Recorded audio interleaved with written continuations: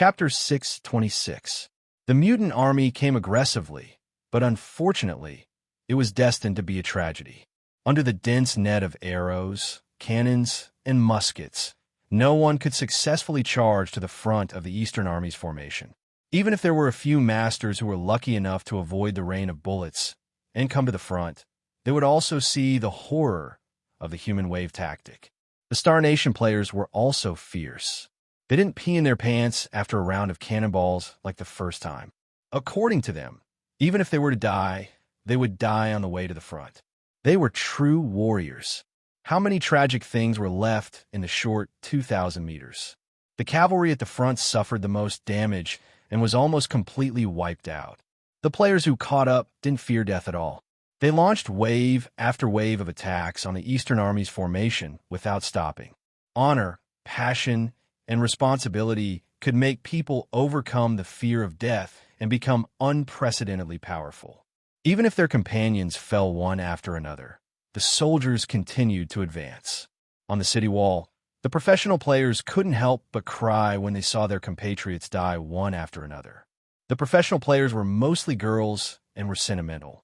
They had never seen such a tragic scene before. The entire Fengshan County was shrouded in grief and indignation, unable to extricate themselves. At this time, the Star Nation players couldn't tell whether this was a game or reality. Everything was too real. National honor, this originally illusory term, had never been as real in the hearts of the players as it was now. It was so close to their inner world, condensing into an unyielding will. The fate of the country and the fate of the players were suddenly closely linked. This was a national war. Tragic songs and fates were intertwined.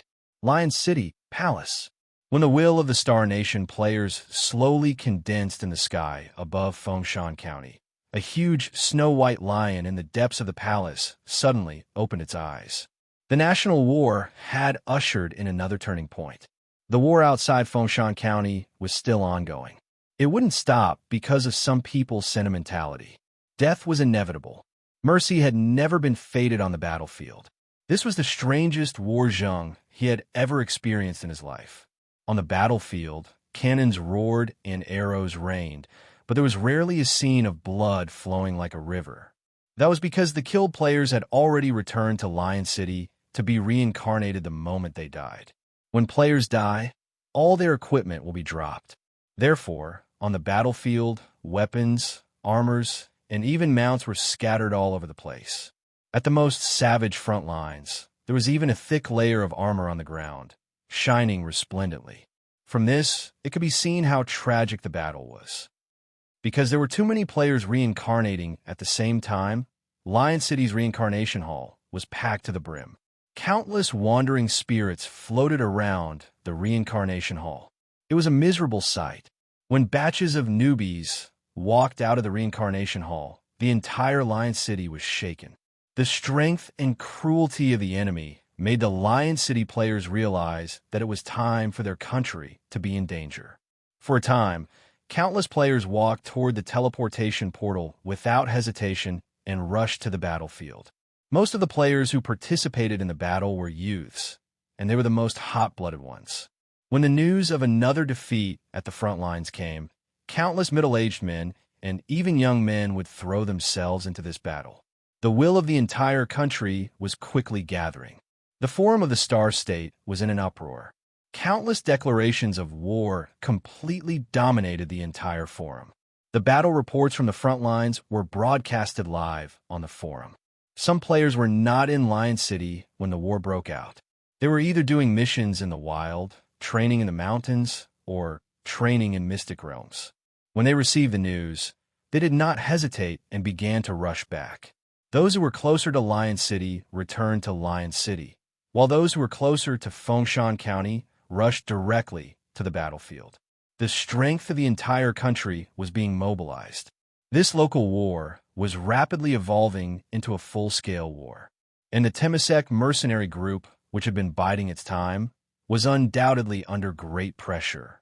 Countless professional players blocked the entrance of the mercenary group to protest. The criticism of the Temasek mercenary group on the forum was even more relentless. The label of traitors had been pinned on the heads of the mercenary group by the players. Even so, the Temasek mercenary group remained unmoved like a mountain. Not to mention the players outside the guild. Even the members of the guild were very dissatisfied with the higher-ups in action. Their requests for battle were endless. Some impulsive ones even acted on their own and threw themselves into the battlefield. The leader of the mercenary group, Chun Guang, finally came out to explain. "Brothers, at times like this, we have to stay calm." Chun Guang's voice was powerful and unquestionable. "I'm just like you. I'm angry and anxious about the enemy's invasion and killing. But is there any use in being anxious? Can anxiety solve the problem? If the enemy attacks Lion City and we're not there, what should we do?" The scene was silent. If Lion City falls, we'll be the sinners of the country. Chun Guang's eyes were a little moved. As a representative of the aristocratic families in Star Nation, he had an innate sense of mission and responsibility for Star Nation. This natural sense of mission was something only true descendants of aristocratic families would have. It could be said that Chun Guang loved Star Nation more than any player in Star Nation. In Lion City, the Temasek mercenary group was the king of the people, gathering the elites of the country. In comparison, the Lord of Fengshan County was just an ordinary descendant of an aristocratic family and couldn't be compared to Chun Guang at all. In Star Nation, it was the guilds that were strong and the lords that were weak. This situation was exactly the opposite of China and even other big countries. The reason for this was closely related to the geographical location of Star Nation and its small territory. Because in the entire Star Nation, there was no room for the lords to play. For example, Fengshan County was promoted to a second-tier county, which was already the limit. On the contrary, the guilds had a lower demand for territory and were flourishing. The game structure of Star Nation was very similar to traditional adventure games, where the guilds were the overlords of the game. Chun Guang's center theory was undoubtedly very impactful for ordinary players. The atmosphere at the scene was unusually heavy. The higher-ups of the mercenary group were extremely supportive of the leader's decision. Those who didn't understand were only the ordinary members, who were also the mainstay of the guild. "But we can't just sit back and do nothing, right?" someone asked. "If the enemy only has one path, won't we fall into their trap if we stay in Lion City? By then, a huge number of casualties will have already been caused. How can we salvage the situation?" Someone suggested. As soon as the voice fell, many members nodded in agreement. "It's not ignoring," Chun Guang said very decisively. "Brothers, I promise that once the scouts we send out bring back information that there are no enemies in other places, then I will personally lead you to help Fengshan County." Okay, the atmosphere at the scene instantly became lively. But let me say this first. Before the guild sends out troops, if any member dares to act on their own, I will not forgive them. They will be kicked out of the mercenary group and never hired again, Chun Guang continued. Understood. With the leader's promise, the ordinary players instantly felt confident. The ordinary members dispersed, and the higher-ups of the mercenary group gathered together again.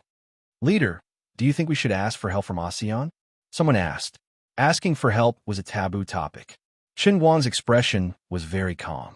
He thought for a moment and said, "Not for now. If the enemy really only has a fleet of 20,000 people, wouldn't we be looked down on by other countries if we ask for help?" "That's right. If we can't even deal with 20,000 enemies with the strength of a country, it's simply a joke to ask for help." "If that's the case, Star Nation won't have the face to mingle in the ASEAN circle in the future," someone added. This topic was put aside and no one brought up again. Lion City was in turmoil, but the war in Fengshan County wasn't over yet. The 40,000-strong mutant army was determined to fight to the death. The players that came later also joined the battle without hesitation. As a result, the pressure on the Eastern Army multiplied. The first to show signs of decline was the archer unit. The number of arrows they brought for this expedition was limited. Continuous attacks consumed the arrows at an alarming rate. As a last resort, Zheng He ordered all the spare arrows on the warships to be sent to the front line. After all, these arrows were prepared for a naval battle. Other than that, the cannons were also in trouble. Firing the cannons continuously was extremely taxing on the cannons.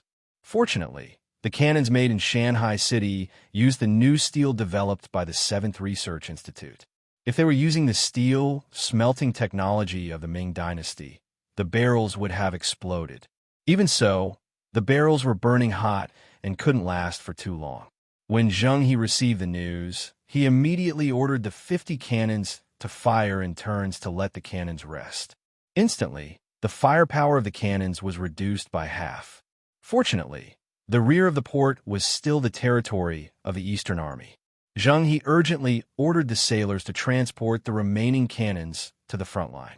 He wanted to cut off the retreat route of the Eastern Army. It was foreseeable that once the Eastern Army retreated, they wouldn't be able to bring the cannons with them. The arrows on the ships would be used up, and it would become an empty shelf. The Eastern Army was ready to fight to the death on land.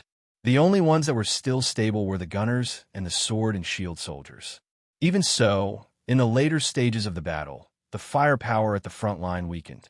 Inevitably, more and more players rushed to the front line. The pressure on the sword and shield soldiers instantly doubled. It could be said that the entire Eastern Army was at a critical point. If the pressure from the mutant army didn't decrease, the Eastern Army could collapse at any time. If the Temasek mercenary group attacked at this time, it would definitely be a battle. What was worse was that the Eastern Army couldn't retreat at all. If the mutant army noticed the weakness of the Eastern Army, it would completely ignite their fighting spirit. When that happened, the mutant army would become even more frenzied. Chapter 6:27. The war had gradually turned into a battle of wills. Whoever was the first to show fatigue, even if there was a trace of timidity, would lose. Luckily, the Eastern Army had an experienced god general who could adjust the battle strategy according to the situation on the battlefield. After Zheng, he made some minor adjustments to the cannons and other units. He gave an order, Deputy General Pei. Here, take the personal guards, reserve units, and 2,000 sword and shield troops, and suddenly attack from the flanks. You must hit the target in one strike and completely crush the enemies while the fight. Do you understand? Zheng He gathered all the troops he could use and took the initiative to attack. Yes, sir. Pei Donglai had complete trust in Governor Zheng He. Remember, you only have half an hour. Zheng He's expression was not relaxed at all. The entire Eastern Army was like a taut string that could snap at any time. Understood. Pei Donglai turned and left. 5 minutes later, all the units were assembled.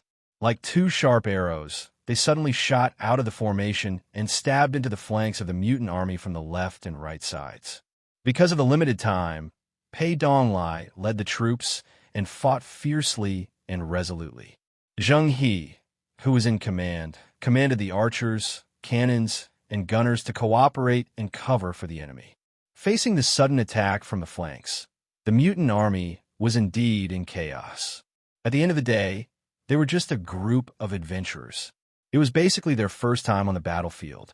They were only able to last until now because of their passion.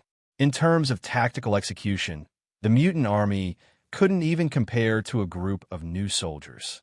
Both flanks were attacked, and the attack from the middle was blocked. The enemy's formation was like a demon, constantly devouring the lives of its comrades, but didn't show any signs of fatigue and stood firm. Pessimism and despair started to spread in the army, and the number of casualties increased exponentially. Thus, the morale dropped to the freezing point. Let's retreat, someone suggested. If they continued to resist, they would only make more unnecessary sacrifices. Retreat. The players cried and slowly retreated from the battlefield. This time, they didn't leave the battlefield because they were afraid. They weren't deserters. They just couldn't see the light of victory and could only retreat strategically to Fengshan County. No one could criticize such an army. You've done well enough. Welcome back, our heroes. Countless women applauded, praised, and hugged the retreating soldiers. The will of the Star State was far from being destroyed. However, the 2 consecutive defeats were a serious blow to the confidence of the Star Nation players.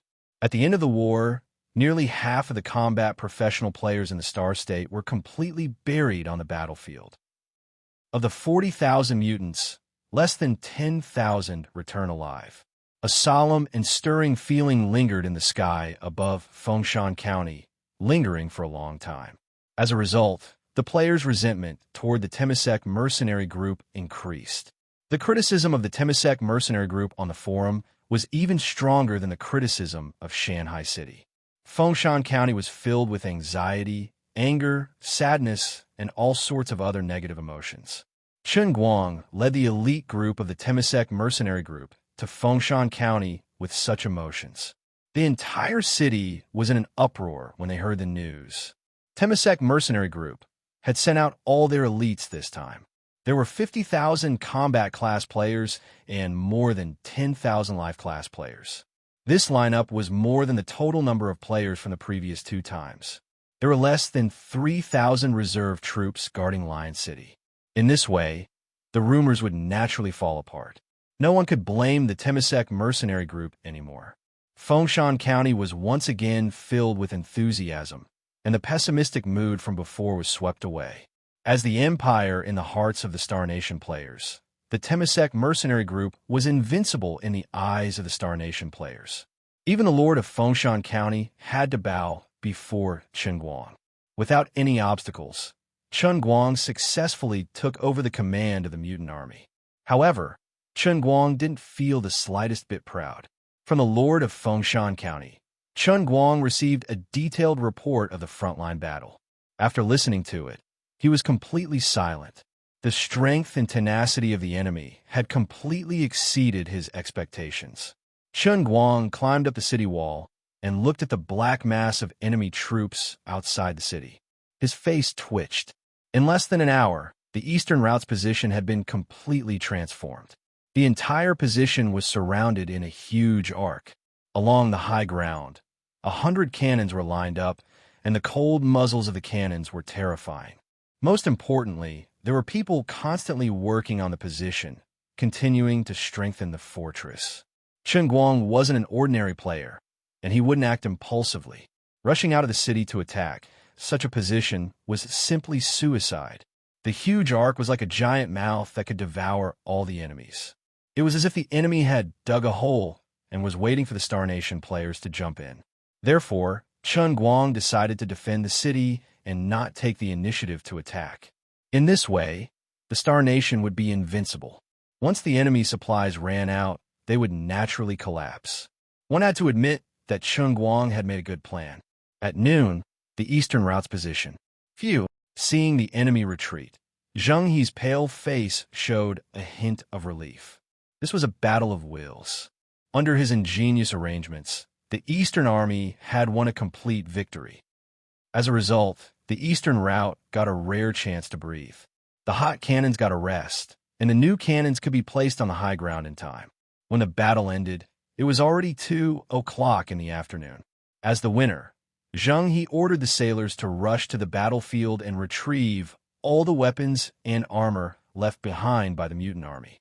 More importantly, they were to retrieve as many arrows as possible. As for the soldiers, they seized the time to rest, adjust, and replenish some energy.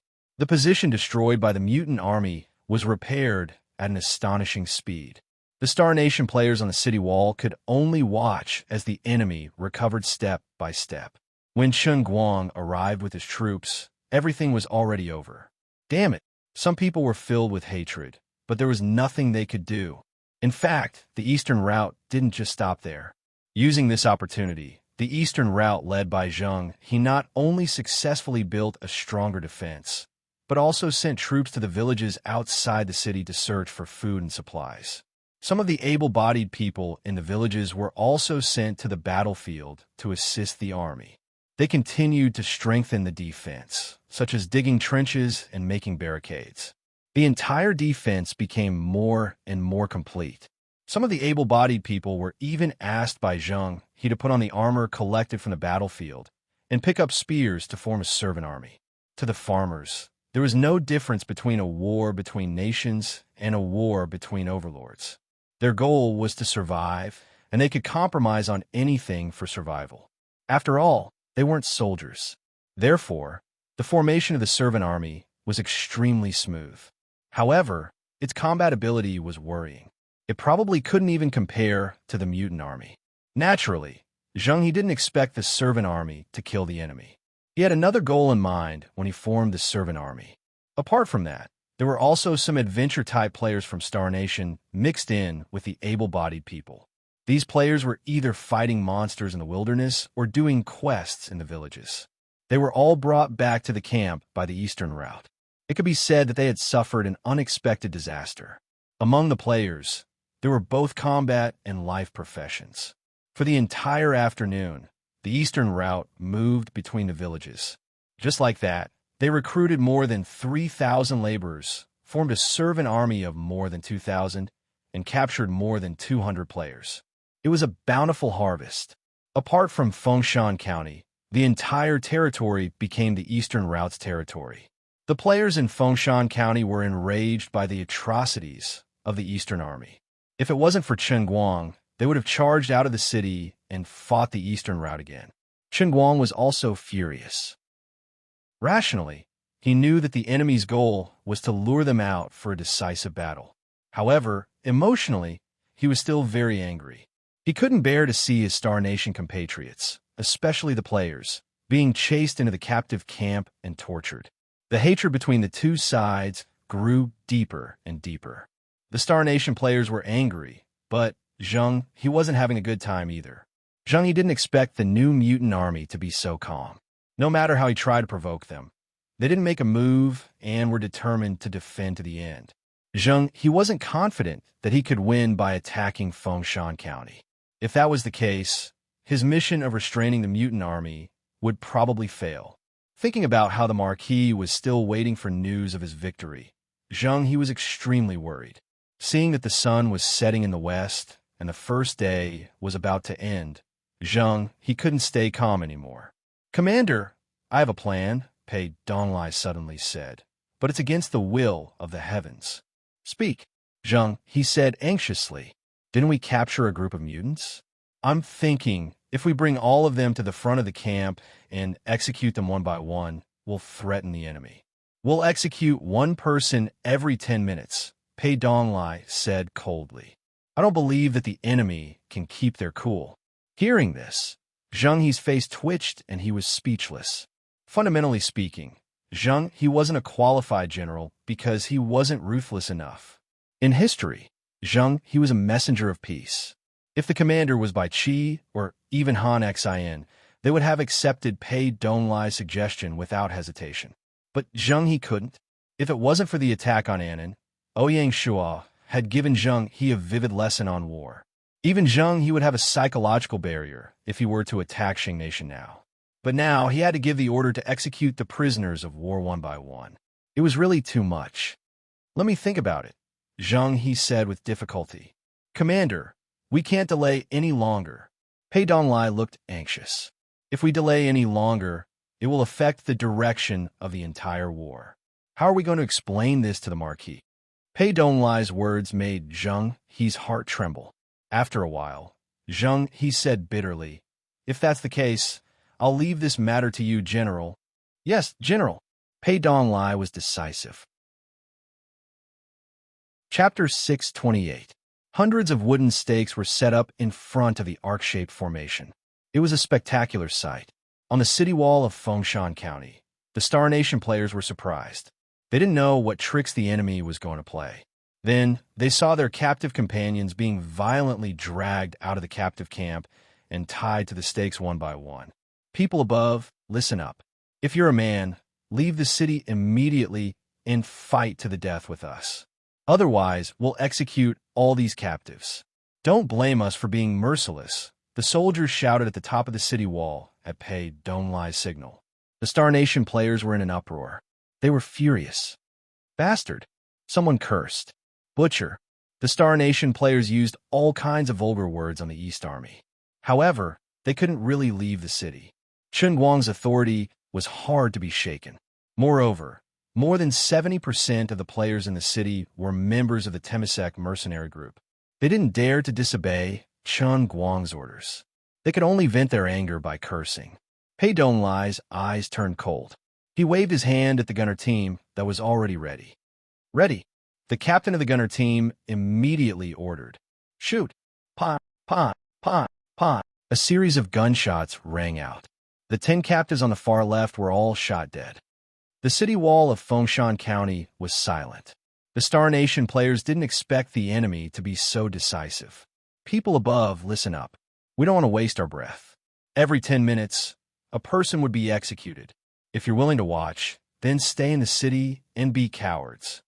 The East Army's voice sounded again. Huh. The soldiers cooperated and laughed unscrupulously. This was already the last warning. Coupled with the execution just now, the power was obviously different from before. The Star Nation players on the city wall suddenly became restless. They didn't know what to do. "Go and report to the commander," someone suggested. Okay. After a while, Chun Guang, who had already returned to the Lord's mansion, received the news. Beside Chun Guang were the Lord of Fengshan County and the 4 higher-ups of the mercenary group. The others were silent when they heard this. These bastards, they actually thought of such despicable methods. Someone cursed. Knitting his brows, Chun Guang coldly said, "I heard that the world without clothes has a pretty good reputation in the country. Why are his subordinates so weak?" "That's within the country. It's a war right now." "Of course, he's unscrupulous," said the Lord of Fengshan County. "Leader, what should we do?" Gritting his teeth, Chun Guang replied, "Endure. I'm just afraid that normal players won't be able to resist it." Someone was worried. "Do your best to help everyone. This is the enemy's scheme, and we can't fall for it," Chun Guang said. "Understood."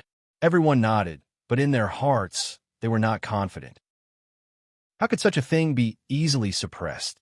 In less than an hour, Fengshan County had already begun to riot. Every 10 minutes, a comrade would be executed in front of them. This painful weight and helplessness was truly a torment. It was a great test of a player's willpower. Even when the higher-ups of the mercenary group came forward to mediate, the situation was getting out of control. Especially the non-mercenary group members. They were even more furious. Following the suppression, their resentment toward the Temasek mercenary group surged in their hearts again. Not only did the Temasek mercenary group not arrive to provide reinforcements, but they were also holding up now, which inevitably raised suspicions. The players' gazes toward the members of the Temasek mercenary group were filled with curiosity. This made the normal members of the mercenary group feel very uncomfortable. They were originally loyal to the country, and they were filled with passion. At this time, not only did they not receive the recognition of their peers, but they also attracted suspicion. Even the members began to waver on the decision of the higher-ups. 1 hour is up. Give them more food. Pei Donglai ordered again. With the order, gunshots rang out, and another 10 captives were killed. What was even more shocking was that this time, it was 10 women who were executed. 10 golden flowers withered in front of the formation. How sorrowful was this? How stirring was this scene? Such behavior completely ignited the anger of the Star Nation players. "I can't take it anymore." A young man stepped out from the crowd, drew out the long sword at his waist, and said loudly, "If you're a man, charge out with me. Even if you die, it's better than living like a coward now." "What kind of man are you if you can't even protect women?" Someone echoed, "We'll never live without purpose." Everyone calm down. Don't be impulsive. The higher-ups of the mercenary group came out again to mediate. Unfortunately, it was not calm this time, but an even more violent storm. The young man who jumped out first pointed his long sword at the nose of the higher-ups of the mercenary group. His face was full of mockery, and he said angrily, "If you want to be cowards, we can't do anything about it. But a bunch of cowards. What right do you have to lead us? You want to order us around?" "That's right." A middle-aged man jumped out. There were still scars on his face. He looked around, grinned, and said, a bunch of cowards who have never been on the battlefield. I'm ashamed to be associated with you." The players' dissatisfaction with the Temasek mercenary group completely exploded. "We're not cowards." The mercenary group members tried to defend themselves, but their words were unusually weak. The two sides almost fought in the city. It was the life profession players who came out to mediate the situation that finally calmed the chaos. Even so, there was already a gap between the two sides that was difficult to heal. It was difficult for them to walk together again. Brothers, let's kill our way out and save our compatriots. The players who had survived the previous battle were ready to enter the battlefield again without any hesitation. Tens of thousands of players ignored the dissuasion and set out again. They knew that this trip was fraught with grim possibilities, but they still bravely went to their deaths. As the soldiers walked, they sang the war ballad that had been passed down for thousands of years. Through the mountains, through the rivers, we've come here. The sharp sword has been unsheathed. The blood has been ignited. Warriors, you're destined to create miracles. Don't be afraid. Don't hesitate. Follow me to kill the enemy. Girl from afar, who's thinking of you? Who's shielding you from the wind and rain? If I die, please don't cry for me. If I die, please bury me in this land that I love so much. The loyal soul is inextinguishable, building dreams as a ladder. The fearless warriors will rise again in the kingdom of heaven. The country is immortal, and life is inextinguishable. The unyielding will is the secret of eternal life. On the city wall, countless female players were already sobbing, silently sending their heroes off. The sound of crying spread throughout the entire city. The members of Temasek mercenary group were all moved, and their expressions were unusually complicated. In their eyes, there was shame, passion, and unspeakable pain. Even the higher-ups of the mercenary group were silent. The entire city was shrouded in such a tragic atmosphere, which would only appear during a national war. In the end, war was a human war.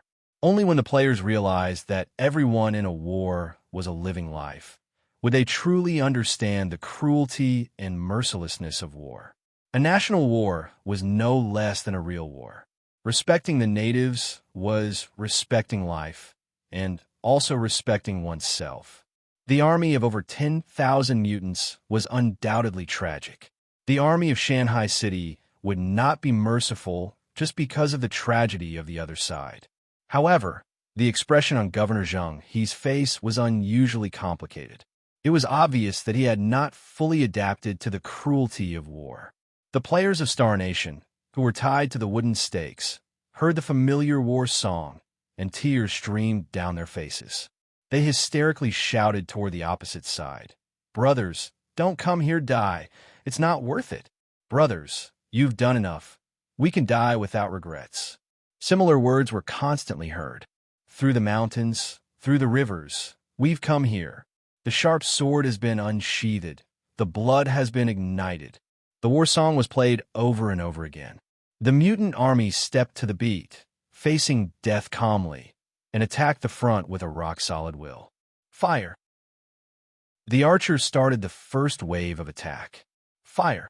The cannons came one after another. In an instant, the mutant army suffered heavy losses. Even so, they still did not retreat and resolutely ran toward the wooden stakes, determined to save their compatriots from the disaster. The scene was extremely shocking. Don't tell me you're just going to watch them die like this. Aren't you afraid of being punished by your conscience? On top of the city wall, countless female players could not help but scold the members of the Temasek mercenary group. Countless men were ashamed. If you're not going, we'll go. When the country was in danger, there were female heroes. The female players, even those who had no combat ability, were also prepared to join the battlefield. You can't go. The members of the mercenary group stopped them, letting a group of female players, who were also career players, go to the battlefield. That was simply an insult to men. Get out of the way. The women were no longer polite to the members of the mercenary group. F*CK. A man could not help but curse. I can't take it anymore. Even if I'm kicked out of the mercenary group, I can't stand here and watch my compatriots die. A stone stirred up 1,000 ripples. Finally, the tense nerves of the players were completely broken.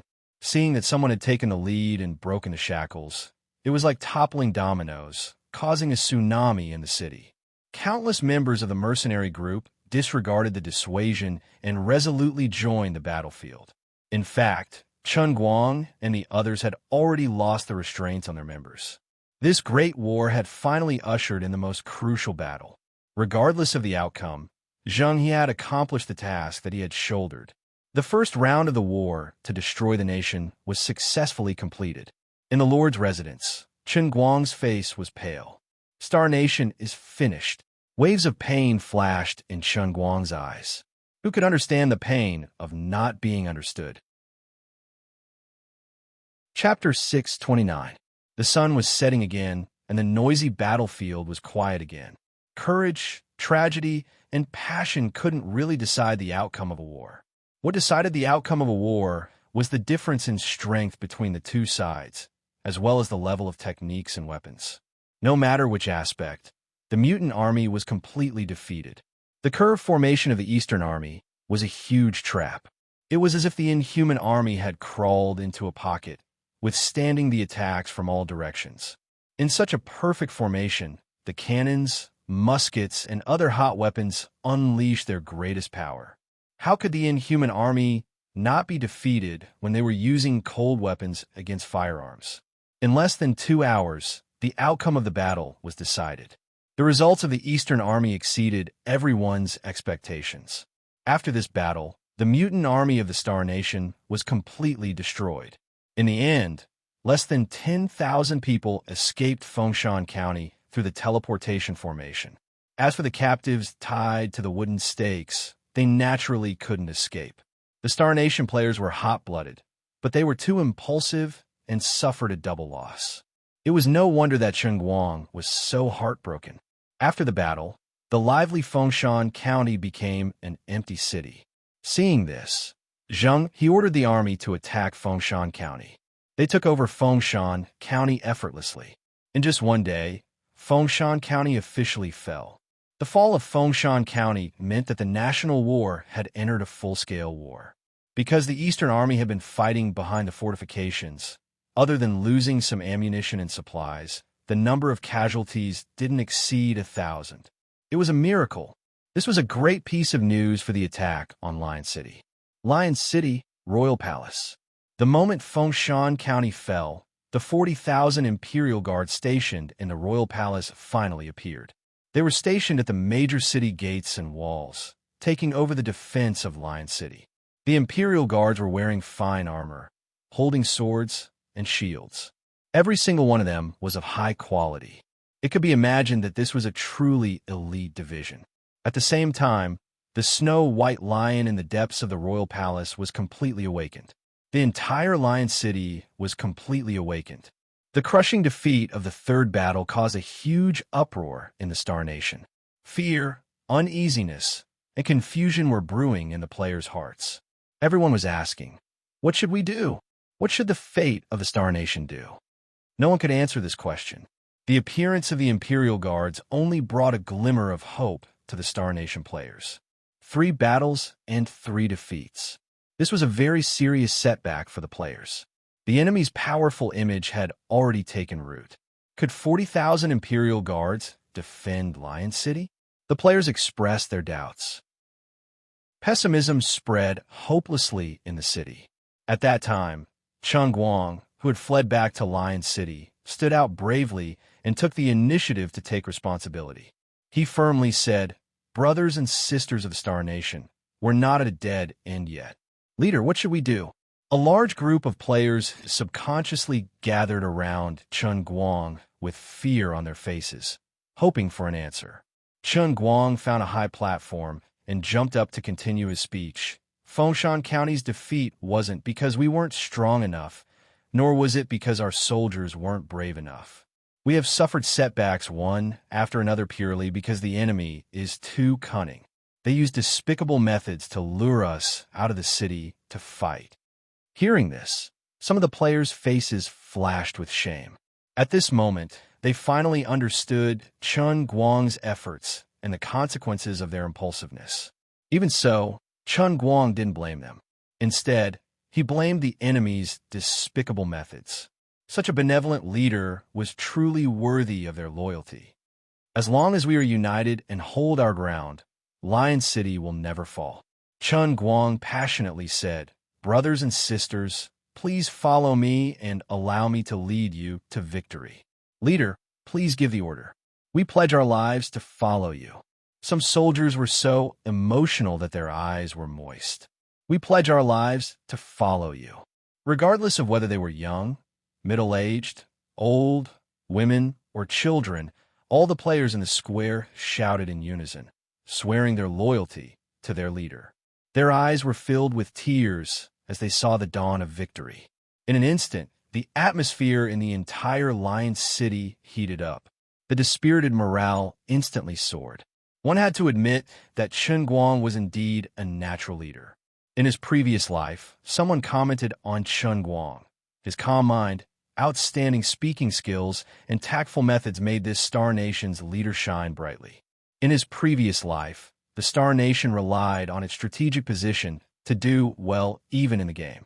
Because of this, Chen Guang could be considered an influential figure in the world. It was a pity that he was born at the wrong time. Chen Guang's encounter with Ouyang Shuo was destined to be a tragedy. After appeasing the ordinary players, Chen Guang gathered the core members for a discussion.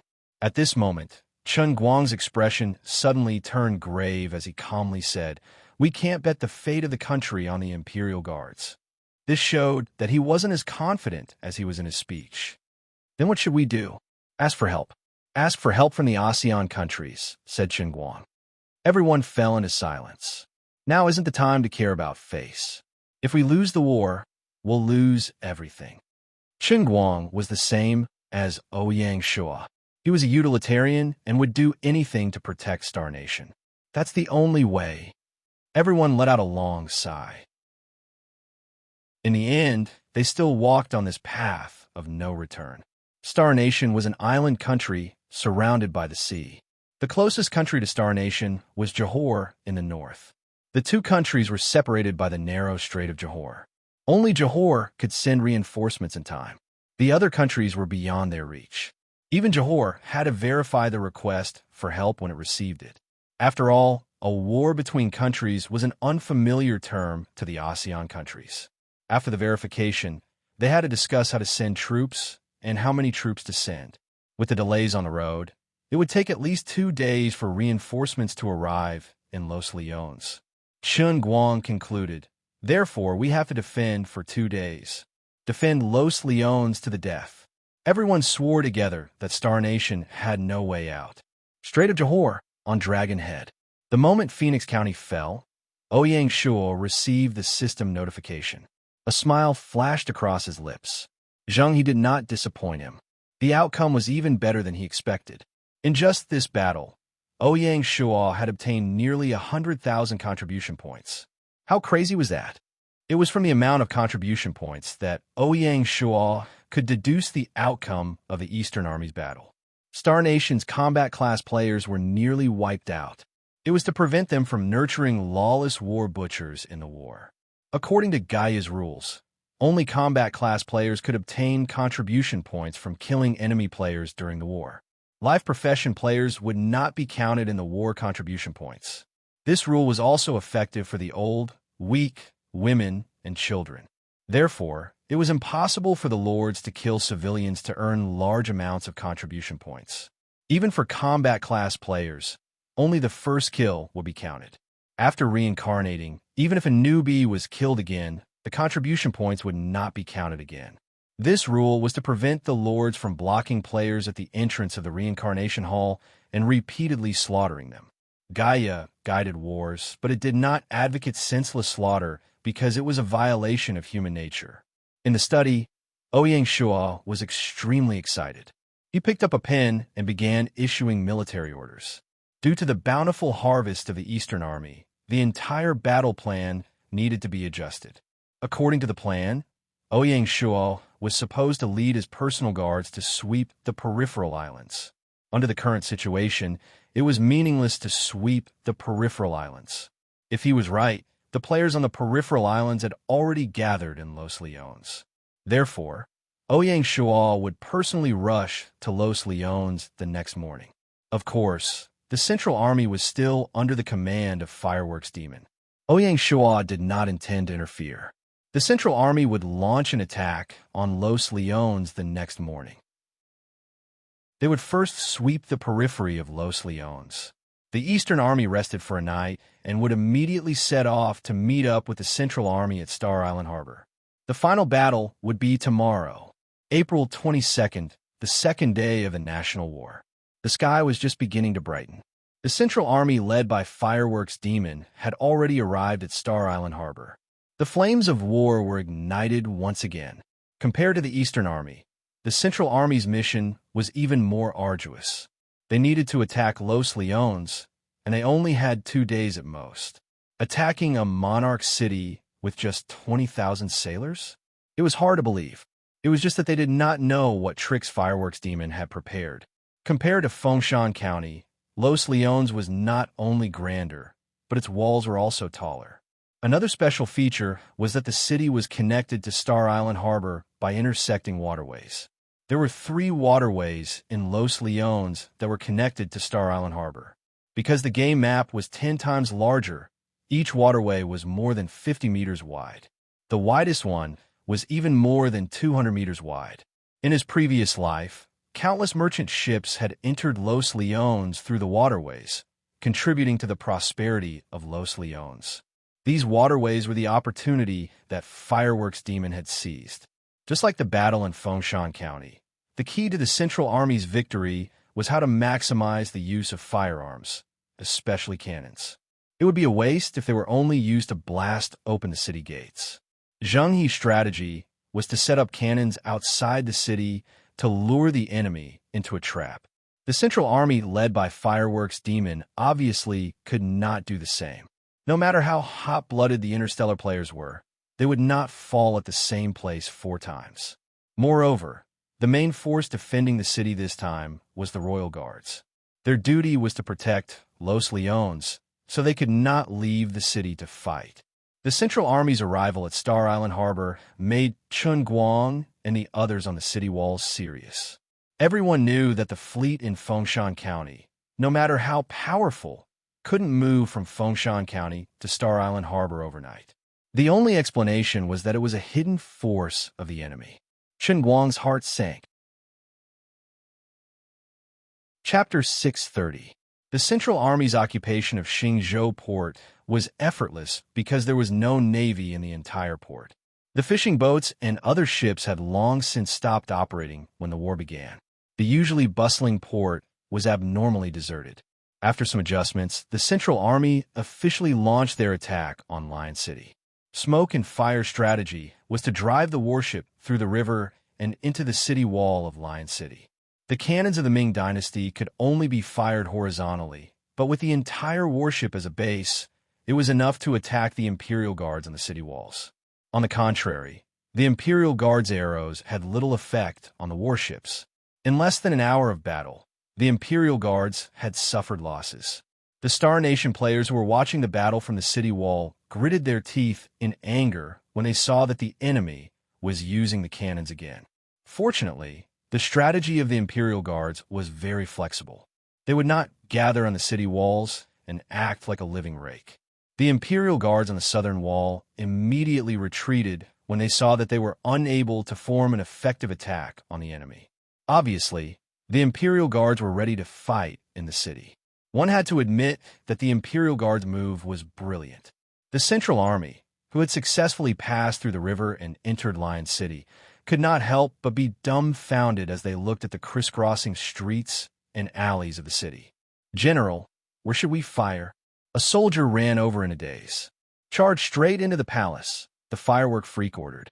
Just like attacking a territory, the Kingdom War would be considered a victory as long as the royal palace's stone tablet was shattered. Of course, the China region had 9 royal cities, and they had to conquer all of them to be considered victorious. Otherwise, why would people say that China was invincible? Fireworks' idea was good, but unfortunately, the river had already turned outside the palace. Therefore, it was impossible for Fireworks to bring the cannons to the palace gate. As a result, the Central Army penetrated deep into the enemy's hinterland and was in a dilemma. An imperceptible trace of embarrassment flashed across Smoke and Flame's face. Similarly, neither the Imperial Guards nor the Inhumans in the city dared to approach the enemy fleet that was anchored in the river, fearing that they would be blasted into pieces by the cannons. Just like that, the two sides confronted each other strangely. Such a confrontation was beneficial to the Star State. What Qingguang was worried about the most was the lack of time. He wanted to wait for reinforcements to arrive. At noon, Ouyang Shua joined up with the Eastern Army and arrived at Star Continent Harbor.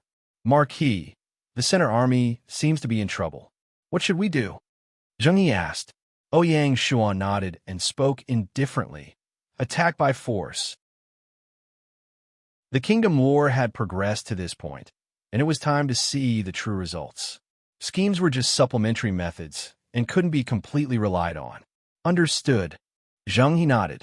Immediately, the Eastern Army followed the river and entered Lion City. Half an hour later, the two teams converged on the river, filling it to the brim. Marquis. Shortly after, Smoke and Fire arrived at the Dragon Head and greeted Ouyang Shua, looking somewhat ashamed. Ouyang Shua smiled faintly when he saw this. General, there's no need to think too much. Just focus on the battle at hand. He could understand Smoke and Flame's impatience and shame, so he didn't take it to heart. Thank you, Marquis. The Smoke and Flame freak nodded solemnly. After a simple meeting, the three of them discussed the specific battle strategy. Pei Donglai guarded the river channel and commanded the entire fleet, continuing to maintain the deterrence of the city. At the same time, a portion of the archers were left behind to protect the cannoneers. The remaining 40,000 soldiers disembarked from the warships and lined up on one side of the river. At this point, it was useless to say anything. They could only fight. Apart from the regular army, there was also the servant army that Zheng He had brought. There were more than 5,000 people in total. At this point, it was time for the servant army to play a role. The servant army was arranged at the front, acting as a barrier for the archers at the back. In the middle was the sword and shield unit, one of the main forces of this battle. Behind them were the gunners and archers. As for the cannons, they were completely useless. After the army finished lining up, they charged toward the palace gate. The Imperial Guards were already waiting at the palace gate, including the 10,000 mutant soldiers. As for the life profession players and the citizens of the city, they had all returned home to avoid being dragged into the flames of war.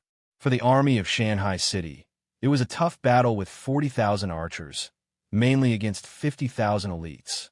If it weren't for the Divine Martial Guards, Ouyang Shua wouldn't have dared to start a war. Of course, the 5,000 servant army that Zheng He had recruited was also a brilliant move. It could be said to be a stroke of genius. The mutant army might not have any qualms about the servant army, but they were only concerned about their fellow players. However, the Imperial Guard were different. In their eyes, the players and the natives were on the same level. Therefore, when faced with the servant army at the very front, the Imperial Guard seemed to be somewhat restrained. This way, the archers and gunners at the back would be able to gain precious time. Every minute and every second, the archers at the back could cause a large number of casualties. Seeing this, the mutant army actually killed the servant army under Chen Guang's instructions first to release the restraint of the Imperial Guards. One had to admit that this move was ruthless. In less than an hour, the 5,000 servant army was completely wiped out. The real battle had just begun. Both sides fought fiercely in front of the palace, and blood flowed like a river. The most eye-catching on the battlefield was naturally the Divine Martial Guards led by Ouyang Shua. Even the Imperial Guards were overshadowed by the Divine Martial Guards. Such an ironclad army could move unhindered in the enemy's formation. They were truly unrivaled. In this battle, Ouyang Shua met an opponent, and that was Qingguang. As the leader of the Temasek mercenary group and the #1 expert among the adventurers in Star Nation, Qingguang's strength couldn't be ignored. As soon as the battle started, Qingguang took the initiative to challenge Ouyang Shua. If you're a man, then fight me to your heart's content. Qingguang took the initiative to challenge Ouyang Shua. Ouyang Shua laughed. He knew that Qingguang wanted to restrain him and prevent him from commanding the Divine Martial Guards. Ouyang Shua didn't think much of it. He shook the Sky Demon Spear and accepted the challenge. If it was before he went out to sea, Ouyang Shua might have some doubts. After the fortuitous encounter on the deserted island, His inner cannon of the Yellow Arch had climbed to the 11th level in a short period of time. Currently, Ouyang Shua's combat strength was evaluated as mid-grade gold. He was only 2 ranks away from the low-grade dark gold that was the #1 expert in China in the 5 years of Gaia. Chen Guang's combat strength wouldn't exceed high-grade silver. Ouyang Shua was confident that he could take down Chen Guang within 30 rounds. Chen Guang wanted to restrain him, but Ouyang Shua also wanted to kill Chen Guang to completely crush the morale of the Inhuman army. The weapon that Chen Guang used was the most orthodox sword, and it was also a divine armament. The sword's name was Starlight, and it was the only divine armament in Star Nation. Chen Guang obtained the Starlight sword through the system's auction. Gaia had indeed done a good job in balancing the game. It was a routine auction held by the system in every country. At the same time, there were differences in the grades of the items auctioned in each country. As the #1 region in the game, a divine armament had appeared in the 2nd system auction in China. In the 3rd system auction, even a heaven-defying item like the divine armament set appeared. Star Nation was just a small country. If the items auctioned were the same as those in China, it would be unfair to the players in China. After all, the number of players in both countries wasn't on the same order of magnitude. Therefore, the Starlight sword only appeared in the 3rd system auction. It was also the top-notch item in the 3 auctions in Star Nation, and it was taken down by Chen Guang. Gaia had said it this way. Other than considering fairness, it was also to prevent players from obtaining divine armaments through small countries, which would lead to the proliferation of divine armaments. Starlight. In less than 10 rounds, Chen Guang couldn't take it anymore. Under Ouyang Shua's suppression, he finally couldn't help but use the Starlight sword's sure kill technique. A ray of starlight shot out from the sword and headed straight for Ouyang Shua's heart. A divine armament's sure kill technique basically had a sure kill effect. Just like the Big Dipper of the 7-star Dragon Abyss sword, it killed without a trace and couldn't be avoided. When Chen Guang used this move, there was basically no enemy that could escape. Seeing the starlight successfully hit Ouyang Shua, Chen Guang's face beamed with joy, as if victory was already in his grasp. Ouyang Shua sneered and ignored the starlight. Taking advantage of Chen Guang's moment of shock, he thrust the Sky Demon Spear forward and pierced Chen Guang's heart with lightning speed. Looking at the hole in his chest, Chen Guang's eyes flashed with disbelief. Until his death, he still couldn't figure out how his opponent was able to remain unscathed under the attack of starlight. Ouyang Shua naturally wouldn't explain anything to a dead person. He quickly picked up the items that Chen Guang dropped, especially the Starlight sword, and quickly stored it in his interspatial bag. As a #1 player in Star Country, Chen Guang naturally had a high net worth. None of his equipment was below the purple gold grade. However, the battlefield was chaotic, so Ouyang Shua didn't have the mood to check them one by one. The reason why Ouyang Shua was immune to the starlight from the Starlight sword was naturally due to the divine armor, Twin Dragon Heaven Devouring Armor, that he obtained for the Pirate Treasure Trove. It came with a sure kill technique, Twin Dragon Shadow Barrier, that could achieve 100% defense. It could only be said that Chen Guang's knowledge was still lacking. Little did he know that the game was huge and there were plenty of treasures. Other than the artifact armor, Ouyang Shua also knew that there were many special items in his previous life that could dodge the sure kill technique of a divine armament. Otherwise, wouldn't he be invincible with a divine armament in hand? The equipment in the game had its own counter, and there was no such thing as invincible. With Chen Guang's death, the mutant army lost their leader, and their formation fell into chaos. In such a large-scale battle, the weakness of their low military attainments was once again exposed. When Ouyang Shua saw this, he led the Divine Martial Guards and started a massacre. At this moment, the mutant army was being reduced at a visible speed. The equipment that they dropped was scattered all over the ground. Along with the destruction of the mutant army, Ouyang Shua was like a god of war as he charged into the Royal Guards formation with the invincible aura of killing Chen Guang. As such, the Royal Guards fell into chaos. The scale of victory finally tilted towards Shanghai City. Chapter 631. Blood flowed like a river at the entrance of the palace, and corpses were strewn everywhere. This was the most difficult battle in the history of Shanghai City, and it was also the one with the highest casualties. Because this battle wasn't about defeating the enemy, but about annihilating them. In the face of a national war, there was no such thing as compromise, especially for the Imperial Guards. After this battle, the 10,000 mutant soldiers were completely annihilated. Apart from the 5,000 soldiers who were forcibly captured, the rest of the 40,000 Imperial Guards were all killed in battle. With such a glorious result, the ocean-going fleet naturally paid an extremely painful price. Not to mention the 5,000 servant soldiers that were killed, less than 200 of the 1,000 Divine Guards survived, and Ouyang Shua's personal guards were almost disbanded. In the end, there were less than 10,000 soldiers left from the 40,000 naval soldiers. The archers and gunners were almost completely annihilated by the crazy counterattack of the Imperial Guards. The entire ocean-going fleet could no longer maintain its formation. If it wasn't for the warships on the river, the citizens in the city would have probably drowned these hateful invaders. This battle could be said to be a lose-lose situation. The casualties on both sides were basically the same, and there was no real winner. The moment the Imperial Guards fell, the players who were watching the battle from afar fell into dead silence. Despair spread in the hearts of the players, and there was no way to save them. Star Nation is finished, someone cried. As such, there was no stopping, and the sound of sobbing came from the crowd. It was extremely desolate. Who can save Star Nation? Someone asked helplessly. After Cheng Guang reincarnated, he was speechless in front of his fellow countrymen who supported him. He hid in the Mercenary Corps' base and reflected on his mistakes. Cheng Guang seemed to have predicted the outcome of the national war. There was no hero in the entire Star Nation who could stand up, letting the life profession players fight the enemy. It would only increase the number of deaths. The game wasn't reality, and the outcome of a war was still based on data. The combat strength of the life profession players was set to 0 in the game, and they couldn't even compare to the natives.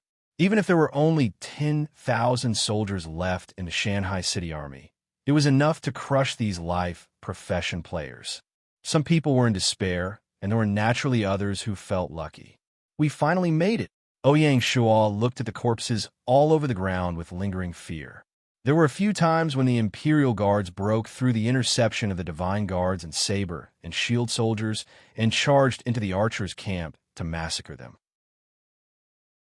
At one point, Shanghai City was on the verge of defeat, but it was Ouyang Shua who led the Divine Martial Guard and held on. At the end of the battle, Ouyang Shua even activated his demon god bloodline once again. Zheng He and the other generals, as well as the survivors, looked at the bloody battlefield with ugly expressions. Some of the more useless ones even vomited on the spot, even spitting out bile. The warriors could not be blamed for their performance. After all, this battlefield was no different from hell.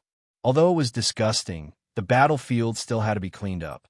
Especially the equipment dropped by the Inhuman Army. They couldn't miss it. According to the game settings, if a player's equipment was not picked up within 2 hours, it would be automatically refreshed by the system. It was a very deceptive setting. This bitter battle had already lasted for more than half an hour. As such, some of the equipment had already been refreshed by the system, and the remaining equipment had to be picked up in a timely manner. Marquis, take a look. Chen Dameng handed over a seal. Ouyang Shua took a look. It was a territory item. No wonder Chen Dameng took it so seriously. Mountain opening seal. After use, the user can open up a tunnel in any of the mountains in the territory. When a game map was expanded by 10 times, the ordinary forests in the real world would inevitably evolve into towering mountains. As such, it was extremely disadvantageous to the territory's transportation. With the level of ancient technology, it was almost impossible to open up a tunnel in the mountains. Even if one was determined to do it, the manpower, resources, and time required was not something that a normal territory could afford. As such, in order to increase the game's playability, Gaia designed a few Lord items that could help the Lord realize his dream of opening up a mountain. Mountain Opening Seal was undoubtedly one of the best. Its previous owner was the lord of Fengshan County. It was a pity that Fengshan County was too small and there were no mountains that needed to be specially opened up.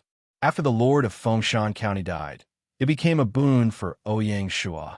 Ouyang Shua put away the mountain opening seal, and a strange light flashed in his eyes. Ouyang Shua already had a plan on how to use this seal. It was really suitable. In less than 20 minutes, the battlefield was hurriedly cleaned up. Time was of the essence, and Ouyang Shua couldn't delay any longer. He ordered the entire army to officially enter the palace and complete the last step of the national war. At this moment, a lion's roar suddenly came from the depths of the palace. Roar! The roar was like a sound wave that spread out from the palace. It was deafening. When the soldiers heard this, they couldn't help but be aghast. They forcefully stopped in their tracks. After a while, they saw a snow-white lion walk out from the palace gate. It was burly and noble. When Ouyang Shua saw it, his eyes flashed a trace of seriousness. In the 5 years of his previous life, there were wars that destroyed countries on a global scale. As such, Ouyang Shua was rather clear about some of the settings of the national war. According to Gaia's settings, every country had a special existence other than the royal guards. It was the guardian divine beast, the last barrier of a country. The guardian divine beast was not just for show. It was a real divine beast, an existence that surpassed spirit beasts. China had a total of 9 guardian divine beasts. They included the Qilin, azure dragon, white tiger, vermilion bird, black tortoise, Xieji, Ho, Baizhe, and Kuei. They were the auspicious beasts in China's mythology, or the guardian beasts of the 4 directions. If the country's lord attacked the country's royal city, the guardian divine beast would not appear. Only during the national war, when the royal city was in a life-and-death situation, would the guardian divine beast appear. Star Nation was called Lion City, and the guardian divine beast was naturally a lion. Furthermore, it was an extremely rare white lion. The white lion in front of them was indeed extraordinary. Just the prowess emitted from the divine beast was enough to make the exhausted soldiers turn pale instantly. All soldiers retreat, Ouyang Shua ordered. When facing such a divine beast, ordinary soldiers were of no use. Fortunately, Ouyang Shua also had a mutated beast with him. When the white lion appeared, Little Green, who had been staying in the river, immediately sensed it. Nian, Little Green also let out a roar and provoked the white lion. It instantly appeared on the battlefield. The 2 mutated beasts were of similar size, and they faced each other. Although Little Green was only a spirit beast, cultivating in the Spirit Beast Pagoda had immeasurably improved Little Green. Now, Little Green's strength had already surpassed its father's generation, and its growth potential was even more astonishing. It was only a matter of time before it became a divine beast. As such, Little Green didn't have a trace of fear when facing the white lion. Every country's guardian divine beast was different in strength. According to the country's strength, the guardian divine beast could be roughly divided into 3 grades. In a small place like Star Nation, the white lion's strength was only that of a low-grade divine beast. The 2 mutated beasts could be said to be evenly matched. The battle between the mutated beasts didn't have any fancy moves. After colliding, they immediately started fighting, and every punch landed on flesh. The huge meaty palm fiercely slapped toward the other party with great force. It was either biting or colliding, and the fighting style was full of wildness. It looked simple, but in fact, every move was extremely dangerous. If an ordinary soldier was hit by the meaty palm, he would probably be smashed into pieces immediately. The white lion's snow-white fur was immediately dyed red with blood, and it was in a sorry state. The dense green scales on Little Green's body were also cut off by the white lion's sharp claws, and it was dripping with blood. The 2 mutated beasts fought more and more intensely. Their eyes were bloodshot, and their wildness was further stimulated. Ouyang Shua stood at the side and watched attentively. During the battle, just now, he had already activated his demonic god bloodline. Now, Ouyang Shua was just an ordinary person and couldn't go forward to help Little Green. Moreover, Even if Ouyang Shua's strength was at its peak, he wouldn't easily go forward to help. To Little Green, this was a battle between mutated beasts, and it wasn't easy for others to interfere. What puzzled Ouyang Shuo was that Little Green hadn't used its horns since the beginning of the battle. Logically speaking, horns were a sharp weapon in a battle like this, far surpassing teeth and sharp claws. Roar! At this moment, the white lion seemed to have been provoked. It roared furiously and suddenly stood up, using its hind legs as a support. Its two front limbs were like a pair of giant hands, and they slapped down with a loud bang, bringing with them the sound of strong wind. In just an instant, the giant palms ruthlessly slapped Little Green. Bam! Little Green was caught off guard and was directly slapped away. With another boom, it fell heavily to the ground and couldn't get up again. Little Green, Ouyang Shuo cried out in alarm. Stand up! Little Green heard Ouyang Shuo's cry and looked at him from afar. It tried to get up. Unfortunately, it had only gotten up halfway when it fell down again with a boom. Obviously, this attack from the white lion wasn't an ordinary attack. It contained the white lion's secret technique. Otherwise, with Little Green's freakishly strong physique, it wouldn't have been so heavily injured that it couldn't get up. Good. At this moment, an untimely cheer rang out from afar. It was the Star Nation players who were watching the battle from afar. When they saw the white lion appear, they couldn't help but feel hopeful and stayed behind again. Seeing the white lion display his might, the players naturally couldn't help but cheer. Their joy was evident in their words. In the meantime, they were also insulting and belittling Little Green. However, Ouyang Shua's expression turned cold when he heard this. He said coldly, Men, here. Chen Dameng stepped forward. Make them shut up. Ouyang Shua said coldly. Understood. Chen Dameng received the order and led the 100 men away. Immediately, a commotion broke out among the players. Ouyang Shuo couldn't be bothered with the Star Nation players anymore. Instead, he stared nervously at Little Green in the distance, unable to conceal the worry in his eyes. The white lion, who had the upper hand, pounced at Little Green again. From the looks of it, it was obviously going to take this opportunity to kill Little Green. There wasn't the slightest bit of mercy in a fight between exotic beasts. Ouyang Shuo wanted to help, but when he thought of the look in Little Green's eyes just now, he held back his words. If the army intervened at this time, it would be an insult to Little Green. Now, it could only look forward to Little Green's desperate counterattack. Chapter 632. Roar! The white lion leaped and stomped on Little Green fiercely. Little Green was a spirit beast and had gained intelligence a long time ago. After being humiliated, a trace of anger flashed in its eyes, but it still endured it. The white lion grinned and suddenly opened its bloody mouth, biting towards Little Green's neck fiercely. With the white lion's powerful bite force, once bitten, no matter how tough Little Green's scales and skin were, it would probably lose its life on the spot. Little Green, Ouyang Shuo shouted, wanting to cheer it up. However, Little Green didn't move at all, as if it had no strength to resist. Just as the white lion was about to bite, Little Green finally moved. A bolt of lightning suddenly flickered on its ferocious horns. Then, a scorching white light wave directly passed through the white lion's huge body and entered its stomach. Roar! The white lion let out a painful howl and instantly fell to the ground, rolling back and forth. Beautifully done. Ouyang Shuo was overjoyed. Ouyang Shuo was just wondering why Little Green didn't use its horn to fight. It turned out that Little Green's horn was where its secret technique was. It was a secret technique that was awakened when it was cultivating in the Spirit Beast Pavilion.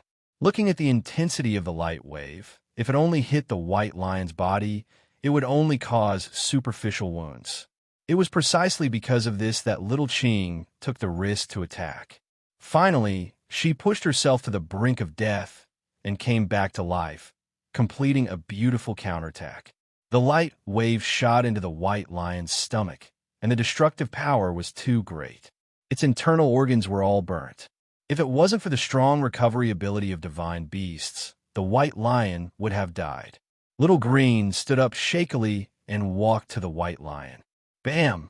It stepped on the white lion's head with its foot, and a trace of the pleasure of revenge flashed in its eyes. It quickly bit down. This time, there was no miracle. The white lion's neck was bitten by Little Green. Crack! Its neck was directly twisted, and it twitched before dying instantly. The last barrier of the Star Nation fell, just like that. Little Green didn't stop. It bit open the white lion's stomach, took out the inner core, and swallowed it. Gulp! In the distance, Ouyang Shuo unconsciously swallowed his saliva. It was obvious that the inner core of a divine beast was a great tonic. If Ouyang Shuo consumed it, his inner cannon of the Yellow the Arch would probably improve by another level. Although he thought about it, Ouyang Shuo didn't interfere. The white lion's corpse was Little Green's spoils of war, so it was right for it to deal with it. Other than the inner core, the white lion's fur and even its flesh were great nourishment. After swallowing the beast core, Little Qing staggered to Ouyang Shuo with a proud expression. Ouyang Shuo faintly smiled. He squatted down, rubbed Greenie's head, and said with a smile, "Little fella, your performance is pretty good. Go back to the warship and recuperate. I'm looking forward to your promotion to a divine beast." Nian. The proud little guy rubbed against Ouyang Shuo and turned to leave. When the soldiers saw this, they consciously opened up a path, their eyes filled with reverence. Under Ouyang Shuo's instructions, Pei Donglai personally escorted Little Qing back to Dragon Head. "Let's go." Ouyang Shuo was the first to enter the palace. At this time, in the palace, there were only the emperor, his concubines, palace maids, eunuchs, and others. Against the army of Shanghai City, they were completely helpless. They were either captured or killed on the spot. Ouyang Shuo walked into the main hall of the palace and saw that a golden stone tablet had already risen. It was the national tablet of the Star Nation. Without any hesitation, Zhang Xian thrust the sky demon's spear downward. At the moment when the stone tablet was smashed, a series of system announcements resounded throughout the world. World announcement. Congratulations to the player of the China region, not naked, for leading troops to conquer the Star Nation. The news has spread far and wide, and the military achievements are unparalleled. Special reward of 100,000 merit points and 200,000 reputation points as encouragement. Congratulations to the player. In fact, after defeating the Imperial Guards, Ouyang Shuo had obtained more than 150,000 merit points in the battlefield of the Star Nation. In addition to the additional 100,000 merit points, Ouyang Shuo had obtained 250,000 merit points in this national war alone. As a result, Ouyang Shuo's total merit points had reached 790,000, and he was only 210,000 merit points away from becoming a duke. After experiencing another national war like this, he would be able to achieve his goal. World announcement. Congratulations to the player of the China region, not naked, for leading troops to conquer the Star Nation and becoming the first territorial lord in the world to complete the annihilation of a nation achievement. Special reward of a hidden building as encouragement. Congratulations to the player. At the same time, a system notification sounded in Ouyang Shuo's ears. System notification. Congratulations to the player of the world to complete the annihilation of a nation achievement. Special reward of a hidden building general appointment platform as encouragement. Congratulations to the player. After the Mizu Temple, the Recruitment Hall, the Yellow Emperor Shrine, and the Silver Prayer Tower, Shanghai City had welcomed a fifth hidden building. It was truly crazy. In the 5 years of his previous life, there were not more than 5 hidden buildings in the entire China region. Name, General Appointment Platform Type, Hidden Building Function. Every 2 years, a designated historical general below the god level will be recruited. Characteristics, unique talent attraction rate increased by 20, territory popularity increased by 5 description. This is a hall specially set up to recruit historical generals. The recruitment fee for historical generals is 10,000 gold coins. The recruitment quota cannot be accumulated, and it will be invalidated once it expires. It was another extremely powerful hidden building. It was somewhat similar to the recruitment hall. The difference was that the general appointment platform could only recruit historical generals, and it was a biennial cycle. According to the progress of the game, other than the one recruitment opportunity that was given out, the next recruitment would only happen on the first day of the first month of the 5th year of Gaia. Ouyang Shua only had 4 recruitment opportunities in the entire game period. Although there were many restrictions, the general appointment platform had its unique features. The most valuable feature was the ability to select a specific general. This was much better than the random recruitment of the recruitment hall. As such, Ouyang Shua could select a specific general according to the territory's general structure. Unfortunately, Ouyang Shua was not in Shanghai City. He did not have the chance to use the first recruitment opportunity. Ouyang Shua had to think carefully about which general he should recruit. After all, it was a rare opportunity. World announcement: Star Nation has been annihilated. All Star Nation players' levels, skills, cultivation techniques, and all other in-game achievements will be reset to 0. At the same time, they will be collectively teleported to the sealed grounds as punishment. With the announcement, all Star Nation players, be it combat or lifestyle professions, male or female, old or young, or whether they were still in the reincarnation hall, had their game data reset to 0 and they were teleported away. As for where the so-called seal grounds was, even after 5 years in Gaia, the global players had not found the answer. What was certain was that Star Nation players could continue playing the game. Therefore, the sealed grounds was likely a special game map. Gaia's principle was balance. To players who had been annihilated, being teleported to the sealed grounds after their data was reset was a form of punishment, but it was also an opportunity. It depended on how the players chose to deal with it. In principle, Ouyang Shua still had the opportunity to interact with Star Nation players in the future. Ouyang Shua naturally did not know that at a certain point in the future, Shanghai City would once again clash with Star Nation. And by then, Star Nation would have risen once again, causing great trouble for Shanghai City. Of course, this was a matter for the future. World announcement: China region player not have clothes has won the national war. China region has obtained 10 national honor points. At the same time, all China region players will be rewarded with an innate attribute +1 as encouragement. Congratulations to China region. Victory in a national war did not only benefit an individual, but the entire country benefited as well. Not to mention anything else, just the value of 10 national honor points far exceeded that of a hidden building. Others might not understand the value of national honor points, but as someone who had been reborn, how could Ouyang Shua not know? As the name suggested, national honor points were used in the national war. In the national war, be it the defending side or the attacking side, one could use the national honor points to choose a buff. One national honor point represented a buff of 1%. For example, with 10 national honor points, one could choose to increase the attack power of all the troops in the country by 10. One could also choose to increase the attack power of the troops by 5 and the defense power of the troops by 5. Such buffs were similar to the camp buffs in battle maps. One could imagine how huge the scale of all the troops in a country was. Even a buff of 1 point was an incredible buff. This showed how precious national honor points were. Especially for a big country like China, with a huge player base, it meant a huge national war force. Naturally, the value of national honor points was even greater, and the person who had the right to choose the buff was the player representative of the country. He was also the leader that Ouyang Shua had been competing with Di Chun and the others for. Apart from that, the national honor points also affected the setting of a national weapon. The so-called national weapon referred to the divine weapon of a country, similar to the divine beast of a country. Unlike the divine beast of a country, the number of national weapons was not fixed. In fact, there might not even be one.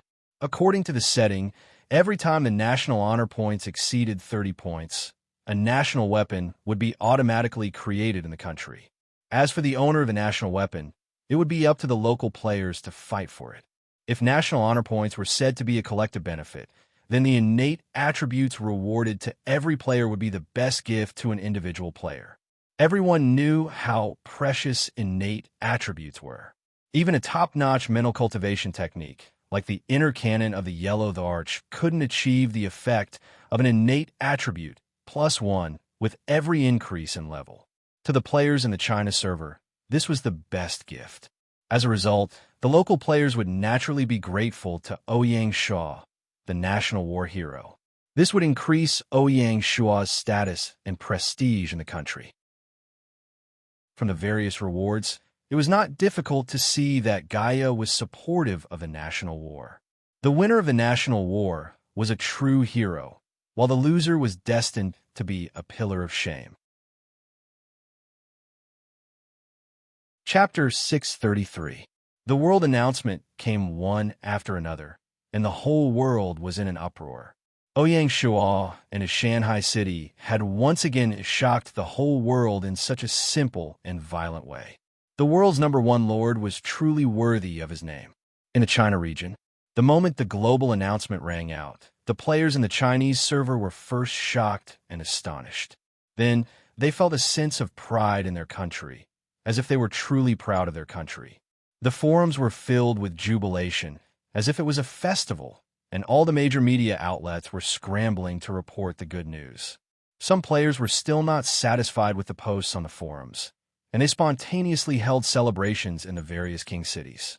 For a moment, all the taverns and tea houses were full, and everyone was talking about the glory of the national war. It was truly a national event. Ouyang Shuo's popularity among the players of the China region instantly exploded.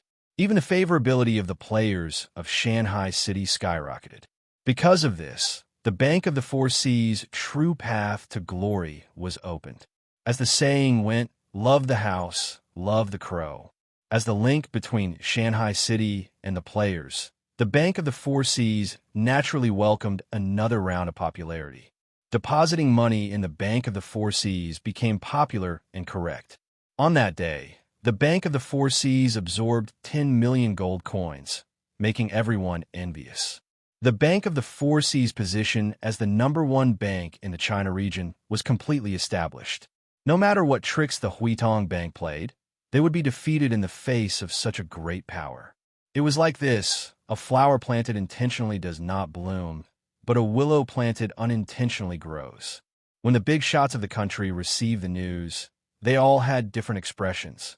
Bai Hua and the other members of the Shanghai Alliance were naturally overjoyed and enjoyed the feast of the national war together. The leader of the malevolent blood mercenary group, Bloody Romance, submitted an application to the Shanghai Alliance on the same day. Bloody Romance maintained a neutral position within the country, but he was extremely passionate about the national war. From the name of the mercenary group, one could see Bloody Romance's temperament. The Shanghai Alliance had no reason to reject the malevolent blood mercenary group's application. As a result, the League of Mountains and Seas Guild Alliance became a giant among the guilds in the China region, and no one could shake its position anymore. Coupled with the few guilds that Ouyang Shuo recommended before he left Shanghai City, the Shanghai Alliance's tentacles were spread all over the 9 king cities, and there were no so-called blind spots. Some people were happy, while others were sad. For Dichun, the fact that Shanghai City had become famous overseas was definitely not good news. This young man, who had matured day by day, was full of melancholy. This person really causes trouble wherever he goes. It had to be said that Dichun's tenacity was admirable. He hadn't given up yet. As for Lord Chunshin's jealousy, Kill Ripper's gnashing of teeth, and Wolf Warrior's fascination, these were all normal reactions. On the other hand, when the ambitious Xiongba received the news, he laughed out loud, as expected of a kindred spirit. Annan District. In the world, the players of the Annan District had the most complicated feelings. They didn't expect that Shanghai City would destroy Star Nation, which was also a member of ASEAN, with a feint in Annan Province. Rejoice, panic, fear, and even a hint of humiliation and contempt. If Ouyang Shuo was present, he would probably say lightly, "You're thinking too much." In any case, Annan's fear and vigilance toward Shanghai City were naturally even greater. The Lord of Haifeng City, Ruan Tianke, took the initiative to pull the ASEAN members together to discuss. The focus of the discussion was how to deal with Shanghai City together. Shanghai City must not be allowed to exist in ASEAN. It must be expelled, Yuan Tianke said. Other ASEAN members responded positively to Yuan Tianke's proposal. After all, everyone knew that once Shanghai City stepped into the Strait of Malacca, it would definitely be an unpleasant thing for ASEAN. Forming an alliance and jointly conquering Shanghai City had become the consensus of ASEAN countries. Of course, the one who had the most say in the specific battle was not Annan, but Johor. Because when the army of Shanghai City attacked Lion City, the reinforcements of Johor had already crossed the Strait of Johor and entered the territory of Star Nation. They just didn't expect that Star Nation would fall so quickly. Now, 50,000 Johor reinforcements were staying at the northern border of Star Nation, waiting for further instructions from home. Among the ASEAN countries, only Johor and Java were in a position to attack Star Nation. At most, Chinla was included. The other countries were too far away from Star Nation. Just like Annan, he could only move his lips. With the performance of their domestic warships, it would take more than 20 days to reach Star Nation. This was under the condition that everything went smoothly on the sea and there was no big storm. As for the Mud Nation, it was also very close, but its status was not as good as Star Nation. It was not worth mentioning. In the end, the alliance agreed that Johor and Java would jointly send troops to attack and occupy Shanghai City of Star Nation. At the same time, Chinla, as a reserve force, was ready to go at any time. The other countries provided a sizable amount of military expenses for the conquest to show that they shared the responsibility. In the view of the members, even if Shanghai City's ocean fleet attacked Star Nation, it would suffer heavy casualties. The coalition forces composed of Johor and Java were naturally easy to capture. At the same time, Yuan Tianke also represented Annan and took the initiative to accept the task of intercepting the reinforcement fleet of Shanghai City in the North Bay. Luzon, near the Spratly Islands, also acted together with Annan District. In order to contain the rise of Shanghai City in the Strait of Malacca, the ASEAN countries couldn't be said to not pay attention. Unfortunately, they knew little about the setting of the war, so they underestimated Shanghai City strategically and were destined to fail. Only China and the ASEAN countries paid close attention to this war. The other Asian countries only expressed surprise when they heard the news. At most, some of the ambitious people in Japan would be more eager in the face of Shanghai City's pressure. After all, it was only the third year of Gaia, and there were very few who could take the initiative to provoke a war. The war was far from the mainstream in the wilderness. As for the Americas, Europe, and Africa, it was even more so. Those who knew about Shanghai City were just amazed. Those who didn't know would just watch the show. In fact, many players couldn't even connect Star Nation with the geography of the real world. Where is Star Nation? This was the question in the minds of some players.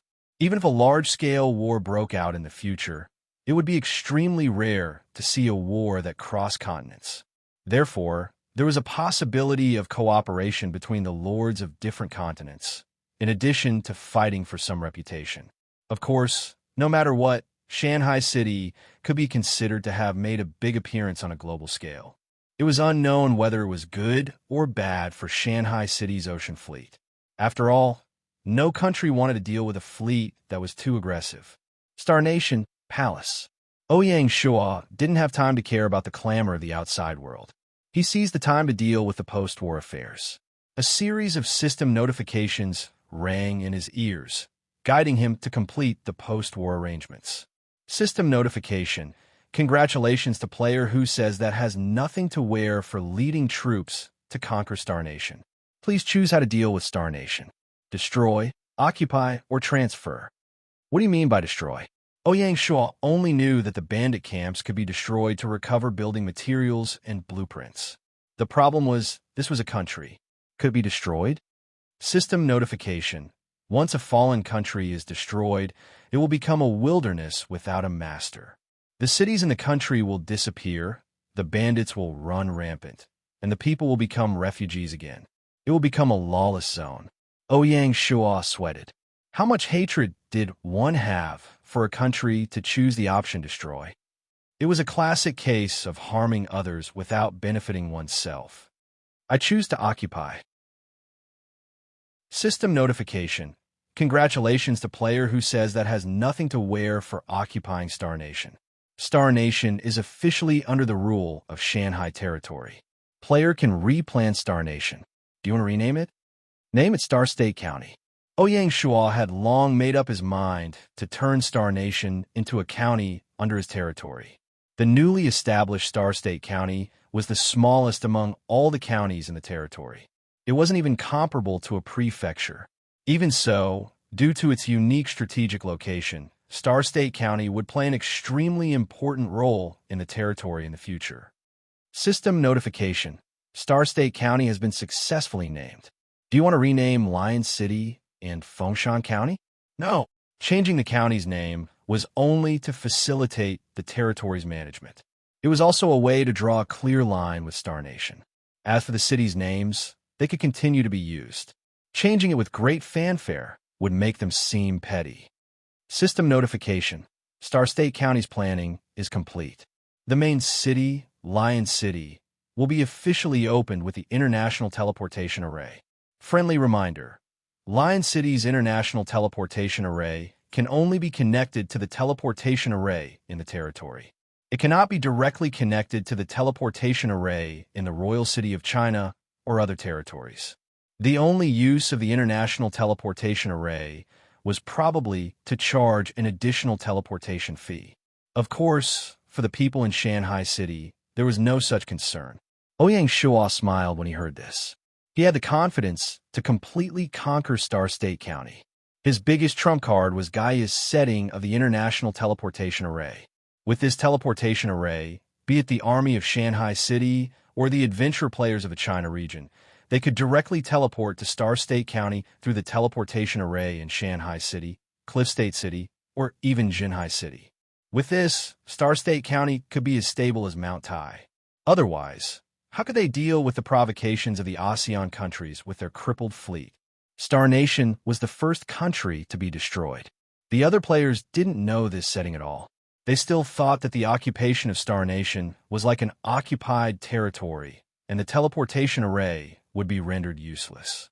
Only by opening the International Teleportation Array could Ouyang Shua truly complete the occupation of Star Nation. He immediately used the teleportation array and spent 70,000 gold coins to transfer the fully staffed Imperial Guard Corps to Lion City. The newly formed City Guard Corps had already been transferred to Heartstone City.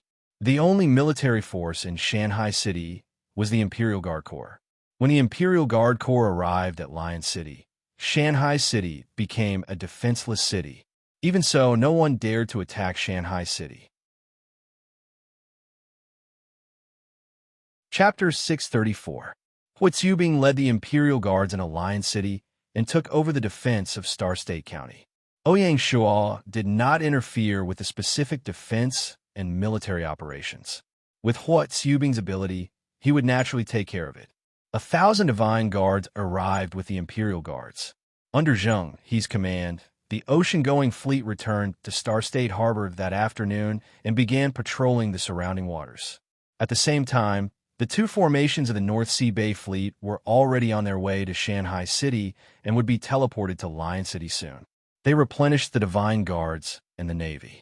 Ouyang Shua's arrangement clearly showed that he did not intend to stay in Star State County for long. Once Star State County was on the right track, the ocean-going fleet would set off again. This voyage was of great significance to Shanghai City and could not be interrupted. The first and second formations of the North Sea Bay Fleet formed the ocean-going fleet. After the Nation War, the ocean-going fleet was completely crippled with only 10,000 people left. This time, it was the third and fourth formations that were transferred over. Thus, only the fifth formation was left in North Sea Harbor. Ouyang Shua immediately ordered Pei Donglai to return to Shanghai City and be in charge of recruiting new soldiers to replenish the North Sea Bay Fleet. Pei Donglai became the first admiral to leave the ocean-going fleet. Of course, he would not be the last. That night, Smoke Demon was summoned by Ouyang Shua. Marquis. Smoke Demon rushed over, thinking that he was about to be reprimanded, and looked a little nervous. In this kingdom war, Smoke and Fire's plan to create a diversion was generally good. However, there was a deviation in the execution of the plan. The main culprit was him, the strategist. The Eastern Army led by Zheng, he had far exceeded expectations and almost wiped out the mutant army on the first day. On the contrary, the Central Army led by Smoke Demon had a strong start and a weak finish. Not only did they not fulfill their promise to take down Lion City, but they also dragged the entire fleet into the swamp of land and suffered heavy losses. Smoke Demon's first performance could be said to be a complete failure. Fortunately, they won in the end. Otherwise, Smoke Demon would have no choice but to commit suicide as an apology. Because of this, Smoke Demon was under great pressure. In reality, Smoke Demon was overthinking. Be it Ouyang Shua or the Nanyang Navy's commander-in-chief Zheng He, they did not blame Smoke Demon at all. According to Zheng He, for a naval general to be able to achieve such results on his first independent expedition, it was already a sign of exceptional talent. This was definitely not a compliment from Zheng He. Think about it. Among all the historical generals in the territory, other than Huitzubing, who was an anomaly, which one of them did not experience the baptism of countless wars and setbacks before slowly growing up?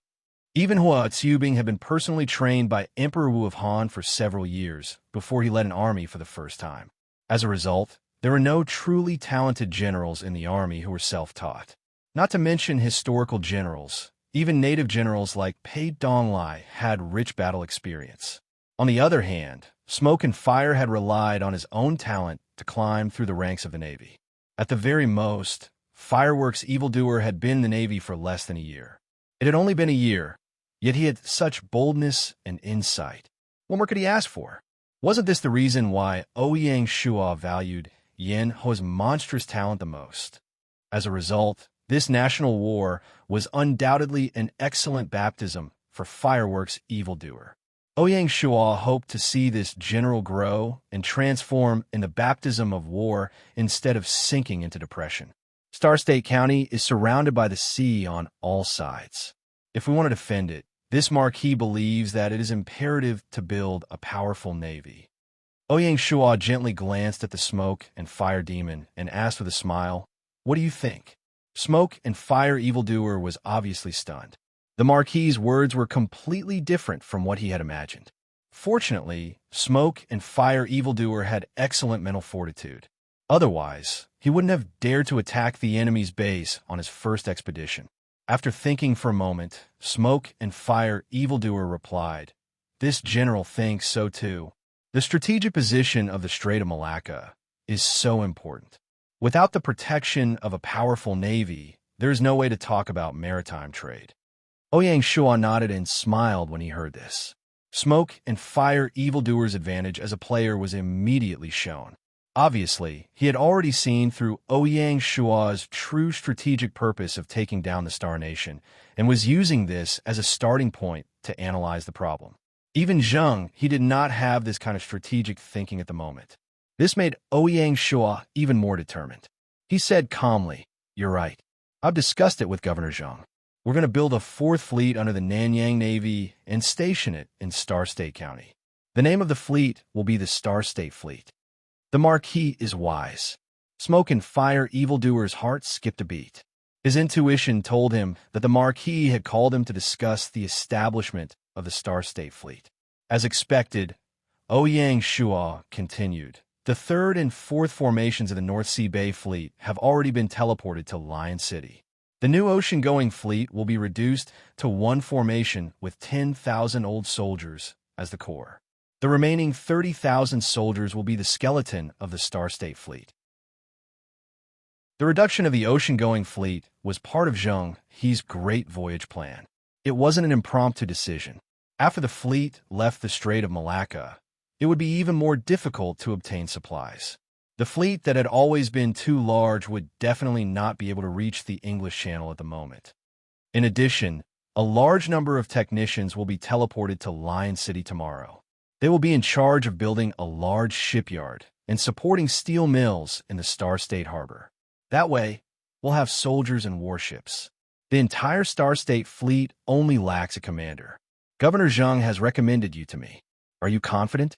Ouyang Shuo stared at Smoke and Fire Evildoer. Smoke and Fire Evildoer felt very complicated when he heard this. He had never expected that not only would he not be punished for his failure in battle, but he would even surpass veteran generals like Kai Mao and Pei Donglai to be promoted to commander ahead of schedule. Although it was said to be Zheng He's recommendation, the Marquis actually thought highly of him. Such kindness couldn't be described with words. Smoke and Fire Evildoer knelt on one knee and said solemnly, "The Marquis has treated me like a statesman, and I will repay him like a statesman. If that's the case, I'll wait and see." Ouyang Shuo nodded.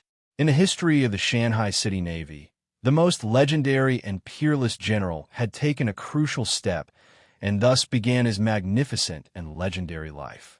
The trust between the Marquis and his general would also become a legend in later generations. With the army overseeing the war, Ouyang Shuo could decisively sort out Star State County. On the 23rd of April, the second day after the National War, the officials and technicians dispatched by the Protectorate of Southern Border were teleported to Lion City and began to reorganize Star State County according to the structure of Shanghai City. According to the game settings, the natives wouldn't have too much of a national honor. Once it was occupied, the citizens of the country would basically be considered half-good citizens. They would submit to the powerful and the new ruler's rule. As for the biggest unstable factor, the players, they had completely disappeared. Therefore, there wouldn't be too many obstacles for Shanghai City to govern Star State County. On the contrary, they would have to face external pressure, which was the ASEAN. Ouyang Shuo's preferred candidate for the county governor of Star State County had to be both civil and military.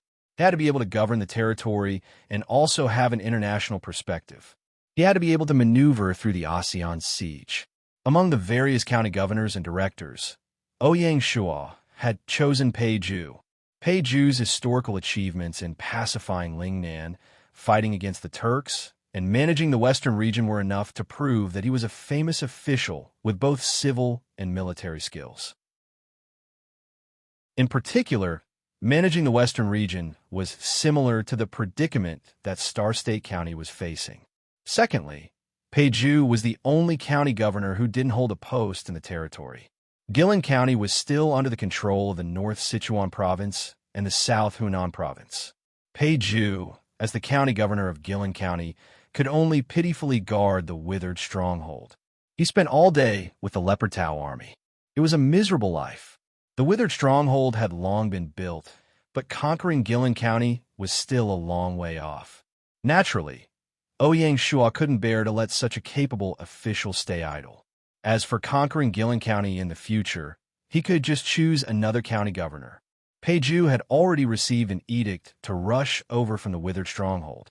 Even if he went through a relay station, it would still take 3 to 4 days.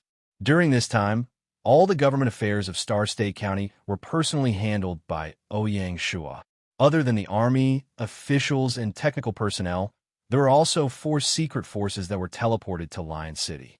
They were the advanced teams of the Shanghai Guards, the Black Snake Guards, the Military Intelligence Department, and the Chamberlain of Dependencies. The 4 special task forces would quietly take root in Lion City. They would set up their own intelligence stations and secretly carry out their work. Among them, the most special was the Black Snake Guards, personally led by their leader, the Black Snake. Long ago, when the 3 major intelligence agencies were reorganized, Ouyang Shuo stipulated that the Black Snake Guards would shoulder the heavy responsibility of collecting overseas intelligence. Using Star State County as a springboard to radiate to the ASEAN countries was undoubtedly an excellent breakthrough. Because of this, the Black Snake personally came to preside over the work. In less than 2 days, more than 120,000 people were teleported from Shanghai City. Just the teleportation fee alone cost 120,000 gold coins. Of course, it was all worth it. Lion City, the palace. Ouyang Shuo couldn't bear to tear down the magnificent palace.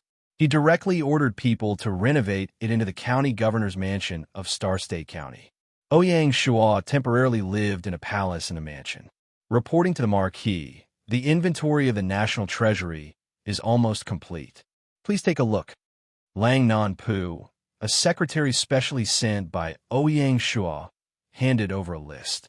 Ouyang Shua took a look, and the smile on his face grew wider. Conquering a country was naturally not only to obtain land and population, but also a tempting amount of wealth. The core was naturally the national treasury located in the palace. According to preliminary statistics, the national treasury had more than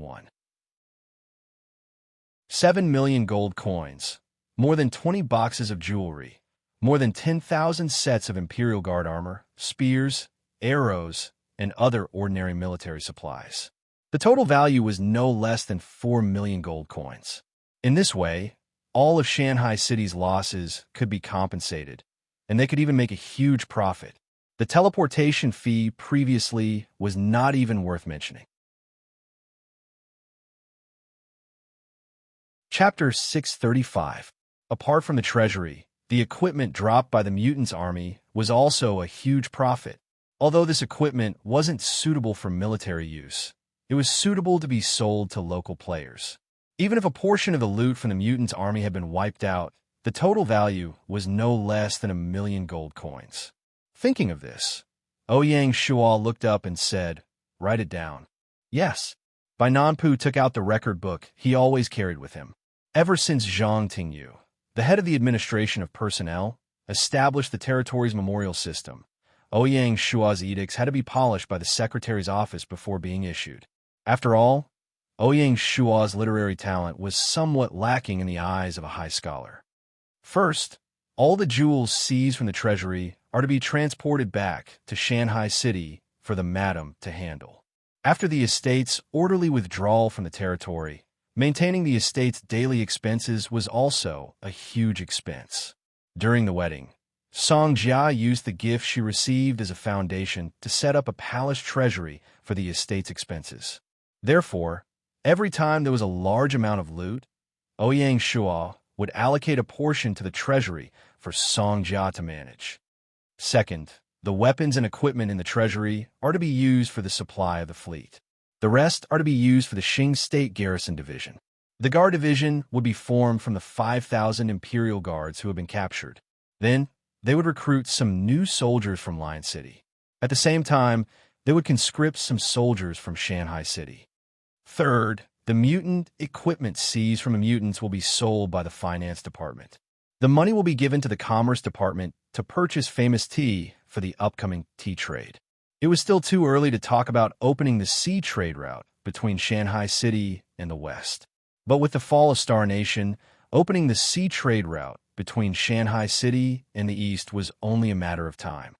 Fourth one, 7 million gold coins. I will keep 1 million gold coins. Take out another 500,000 gold coins for the pensions of the fallen soldiers and the expansion of the two fleets. As for the remaining 200,000 gold coins, transfer it directly to the Qing State Treasury. Ouyang Shua finished distributing the huge amount of wealth in a few words. At his level, it was easy for him to deal with millions of gold coins. April 24th, Qing State Treasury. Marquis, military intelligence from the front line. Chen Dameng rushed in with 2 secret letters in his hands. Ouyang Shua took a look and saw that one of them was from General Hua Xiubing. The Imperial Guards discovered traces of Johor's reinforcements hidden in the north of Star State County. At present, Hua Xiubing had secretly mobilized the Imperial Guards to surround the 50,000 reinforcements and was just waiting for them to close the net. Hua Xiubing's letter was to ask the Marquis for instructions on how to deal with the reinforcements. Clearly, in Hua Xiubing's eyes, they were already in the bag. The other secret letter was sent by the Shanghai City Military Intelligence Division. According to the information obtained by the Military Intelligence Division, the Anna Navy had begun to patrol the North Bay. Has ASEAN finally made their move? Ouyang Shua muttered to himself. Ouyang Shua had expected this day to come the moment he conquered the Star Nation. It was impossible to start a war with the ASEAN countries. Ouyang Shua's strategy was to sow discord. As long as the ASEAN countries did not act in unison, there was nothing to worry about. Ouyang Shua immediately replied to Hua Tsubing and the Military Affairs Division, sending two completely different military orders.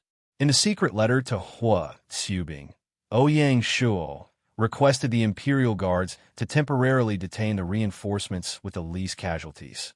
At the same time, he released a small team to bring the secret letter that Ouyang Shua wrote to the players from Johor.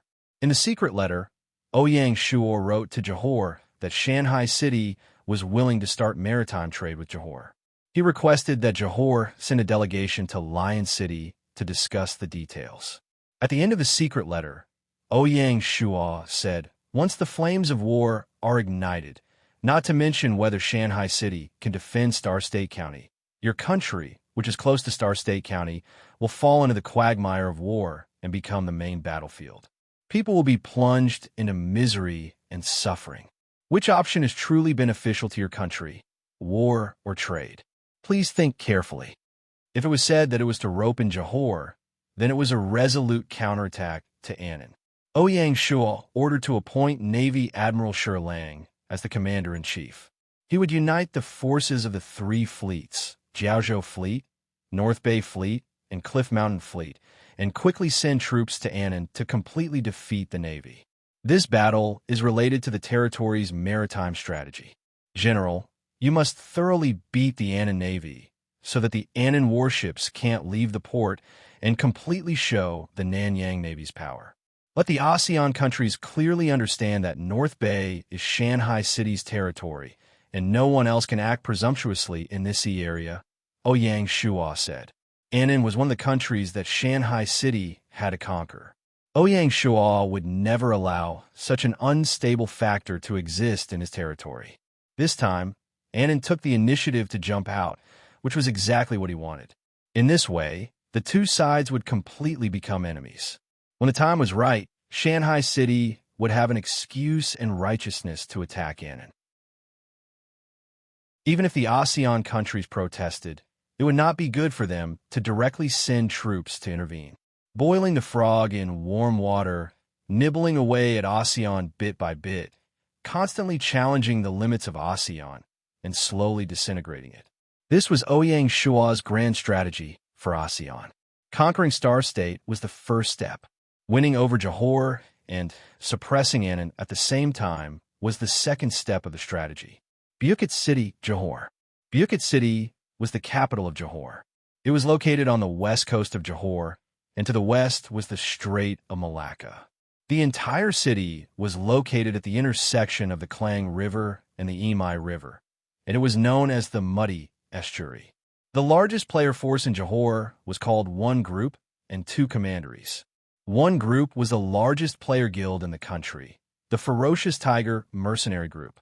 The Mercenary Group's name was inspired by the national animal of Johor, the Malayan tiger. The Mercenary Group's base was chosen in Bukit City.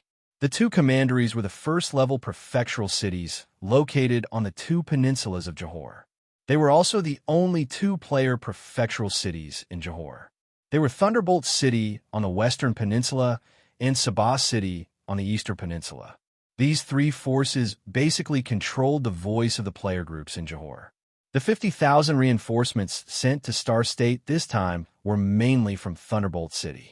The three big shots were facing a secret letter at this time, and they looked at each other. I think we can consider the other party's suggestion. The one who spoke was the suzerain of Thunderbolt City, Darth Shanda bin Tekka, or Shanda for short. The names of the people of Johor were very special. They usually didn't have a fixed surname, but only their own name. Sons took their father's surname as their father's surname, and their father's surname was their grandfather's surname. Therefore, the surnames of several generations of a family would be different. Among their names, their first name was first, and their surname was second. The surname of a man was separated from his first name by a bin, and the surname of a woman was separated by a bin. Darth Shanda bin Tekka indicated that Shanda was his first name, and Tekka was his surname, which was also his father's name. Bin indicated that it was a male. As for the Darsk at the front, it was a noble hereditary title. When he heard that the 50,000 reinforcements were detained by Shanghai City, Shanda was the most worried. In addition, once the flames of war spread, the first to suffer would be Thunderbolt City, which was adjacent to Star State. Therefore, Shanda was the most determined of the three to support peace. The noble Shanda could be said to be the representative of the aristocratic families in Johor, and his status was similar to Dichun in the China region. Thunderbolt City was also slightly more powerful than Sabah City, and was seen as the largest territory in Johor. Precisely because of this, Shanda could be said to be the one whose words carried the most weight among the three. This is just an expedient measure by the other party. The leader of the ferocious tiger mercenary group, Handuya, was displeased with Shanda's concession. With his long, fiery red hair, he was very eye-catching. He grinned and said, "In my opinion, we still have to fight."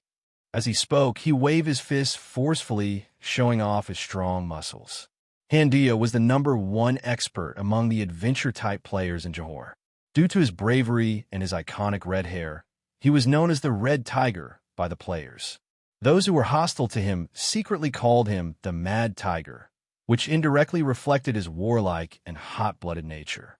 Handuya was the most proactive in starting a national war, and he had always been at odds with Shanda. This person was also from an illustrious background, and the two of them belonged to different fields, so naturally, he was not afraid of Shanda. Hearing that, a cold glint flashed across Shanda's eyes. "This boorish fellow, one day, I'll make you suffer," Shanda said to himself. After all, it was rare for a guild leader to suppress a feudal lord like in Star Nation. Although Handuya was the leader of the largest guild in Johor, Shanda did not really take him seriously. What Shanda was really afraid of was Guayinan, who had been silent all this time.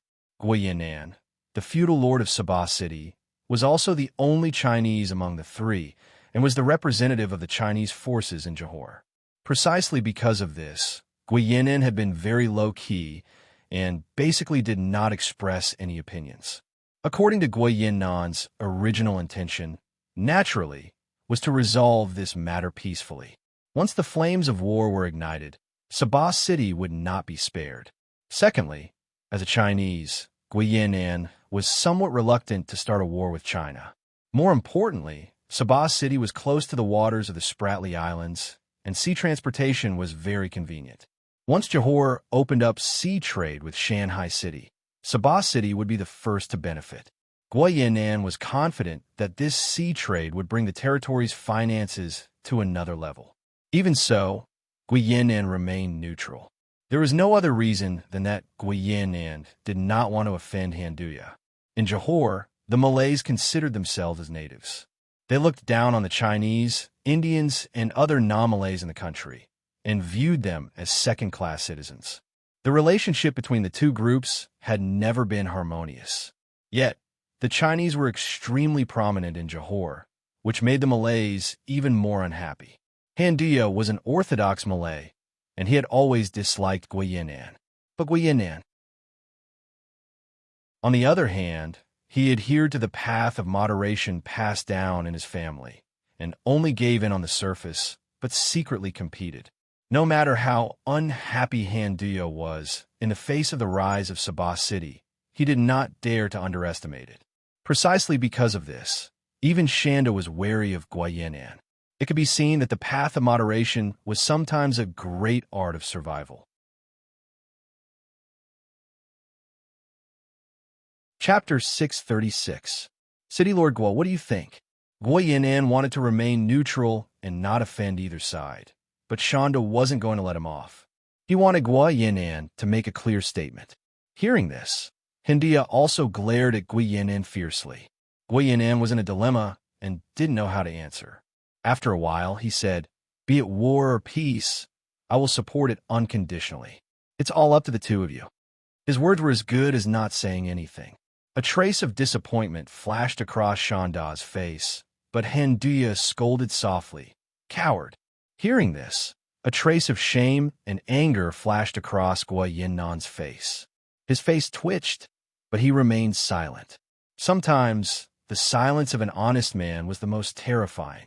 Once it exploded, it was enough to destroy everything. Seeing this, an indescribable look flashed across Shanda's eyes. "Old fox, let's see how long you can hold it in," Shanda thought to himself. One for war, one for peace, and one for neutrality. The discussion between the three heavyweights of Johor fell into a deadlock. None of them could convince the other. Since no one can convince the other, why don't we just draw lots to decide? Handuya didn't give up. Shanda's eyes flickered as he said indifferently, "This is a national matter. How can you treat it like child's play?" His upbringing was excellent. Even though he detested Handuya's vulgarity, he didn't show any dissatisfaction. What Handuya couldn't stand the most was Shanda's tone. It might look vulgar, but he was actually very sensitive. He could clearly sense Shanda's silent disdain for him. It was precisely because of this that Handuya always went against Shanda. Otherwise, if the two of them worked together, Guiyin would probably be out of the picture in Johor. How could there be a tripartite balance then? Shanda, on the other hand, was completely unaware of it. Guiyin might look cowardly, but he was actually a master of the art of balance. None of the three heavyweights were truly easy to deal with. Since that's the case, let's not make a move for now and observe the situation. Shanda said, "That's good." Guiyin nodded. Handuya was reluctant, but there was nothing he could do. At the end of the day, the main force of the national war was still the territory's regular army. The mutant army alone couldn't win a national war. Since the two lords, Shanda and Guiyin, had chosen to put it aside, there was nothing Handuya could do. Shanghai City had something on Johor, and Ouyang Shua had taken the initiative to express his goodwill. In the end, they chose to bide their time.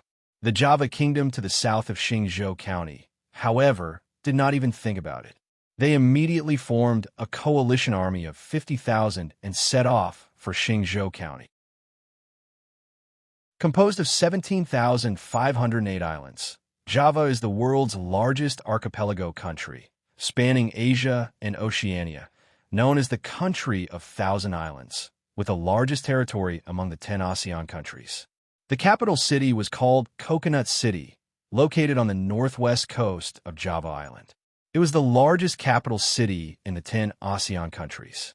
The port outside Ba City was a heavyweight port in Southeast Asia, second only to the Star Continent port. It was the traffic throat between the Pacific Ocean and the Indian Ocean, as well as an important bridge between Asia and Oceania. Java was densely populated, with a total population of more than 20 million, second only to China, India, and the United States, ranking fourth in the world. Naturally, it was also the country with the largest population among the 10 ASEAN countries. Based on this calculation, the number of Ba City Imperial Guards was as high as 2 million, which was even more than any of the royal cities in China. It could be imagined that no matter who wanted to capture Java, it would be as difficult as ascending to heaven. In addition to territory and population, Java was very rich in natural resources and mineral resources. The country was rich in pepper and spices, and was also rich in oil, coal, and tin or resources. Therefore, Java was one of the most influential countries in ASEAN. With such confidence, how could Java not actively participate in the battle against Shanghai City? In addition, there was another factor that prompted Java to actively send troops to Xingzhou County. Historically, Java was one of the most anti-Chinese countries in the world. There have been several large-scale anti-Chinese movements. The means were cruel and inhumane, and countless Chinese were killed, shocking the world. In the new century, especially after the formation of the Federation, this was eliminated. Even so, the players of Java in the game did not have a good impression of the China region. Because of this, when the Lord of the Annan District, Ruan Tianke, proposed to wipe out Shanghai City, Java responded the most actively. The coalition army this time was composed of the navy under the command of several lords of Jinzhou Island. Jinzhou Island, named for its rich gold, was the second largest island in Java. To the northeast, across the Strait of Malacca, it faced Johor across the sea. It was only a day or two away from Xingzhou County. Unfortunately, under the attack of the Indian Ocean waves, Jinzhou Island lacked a natural harbor. Therefore, Jianzhou Island was known for its strong mountain troops, and the navy was not the strongest among the islands of Java. Even so, in the eyes of the players of Java, it was more than enough to deal with the remnants. On the 24th of April, the Java Navy Coalition Army approached Xingzhou Harbor and met the fleet led by Zheng He. "Who are you?" "This is the territory of Shanghai City. No one is allowed to enter." When Zheng He received the news, he asked the soldiers to signal. "We are the Java Revolutionary Army." "Stupid Chinese, get out of Xingzhou." The other side responded with the flag language, but it was not polite and even insulting. As he spoke, he had already led his troops to rush toward the ocean fleet. In the eyes of the Java Navy, the so-called ocean-going fleet in front of them was probably just an empty shell. There was no need to worry about them at all, so they charged forward aggressively. They did not know that through the International Teleportation Formation, the strength of the ocean fleet did not decrease, but increased. The Smoke Demon, who had already been promoted to Xingzhou Fleet Admiral, was now leading the Xingzhou Fleet, cooperating with the Ocean Fleet to carry out the cruising mission. Hearing the insulting provocation from the other side, his blood boiled and his eyes burned. "Damn monkey!"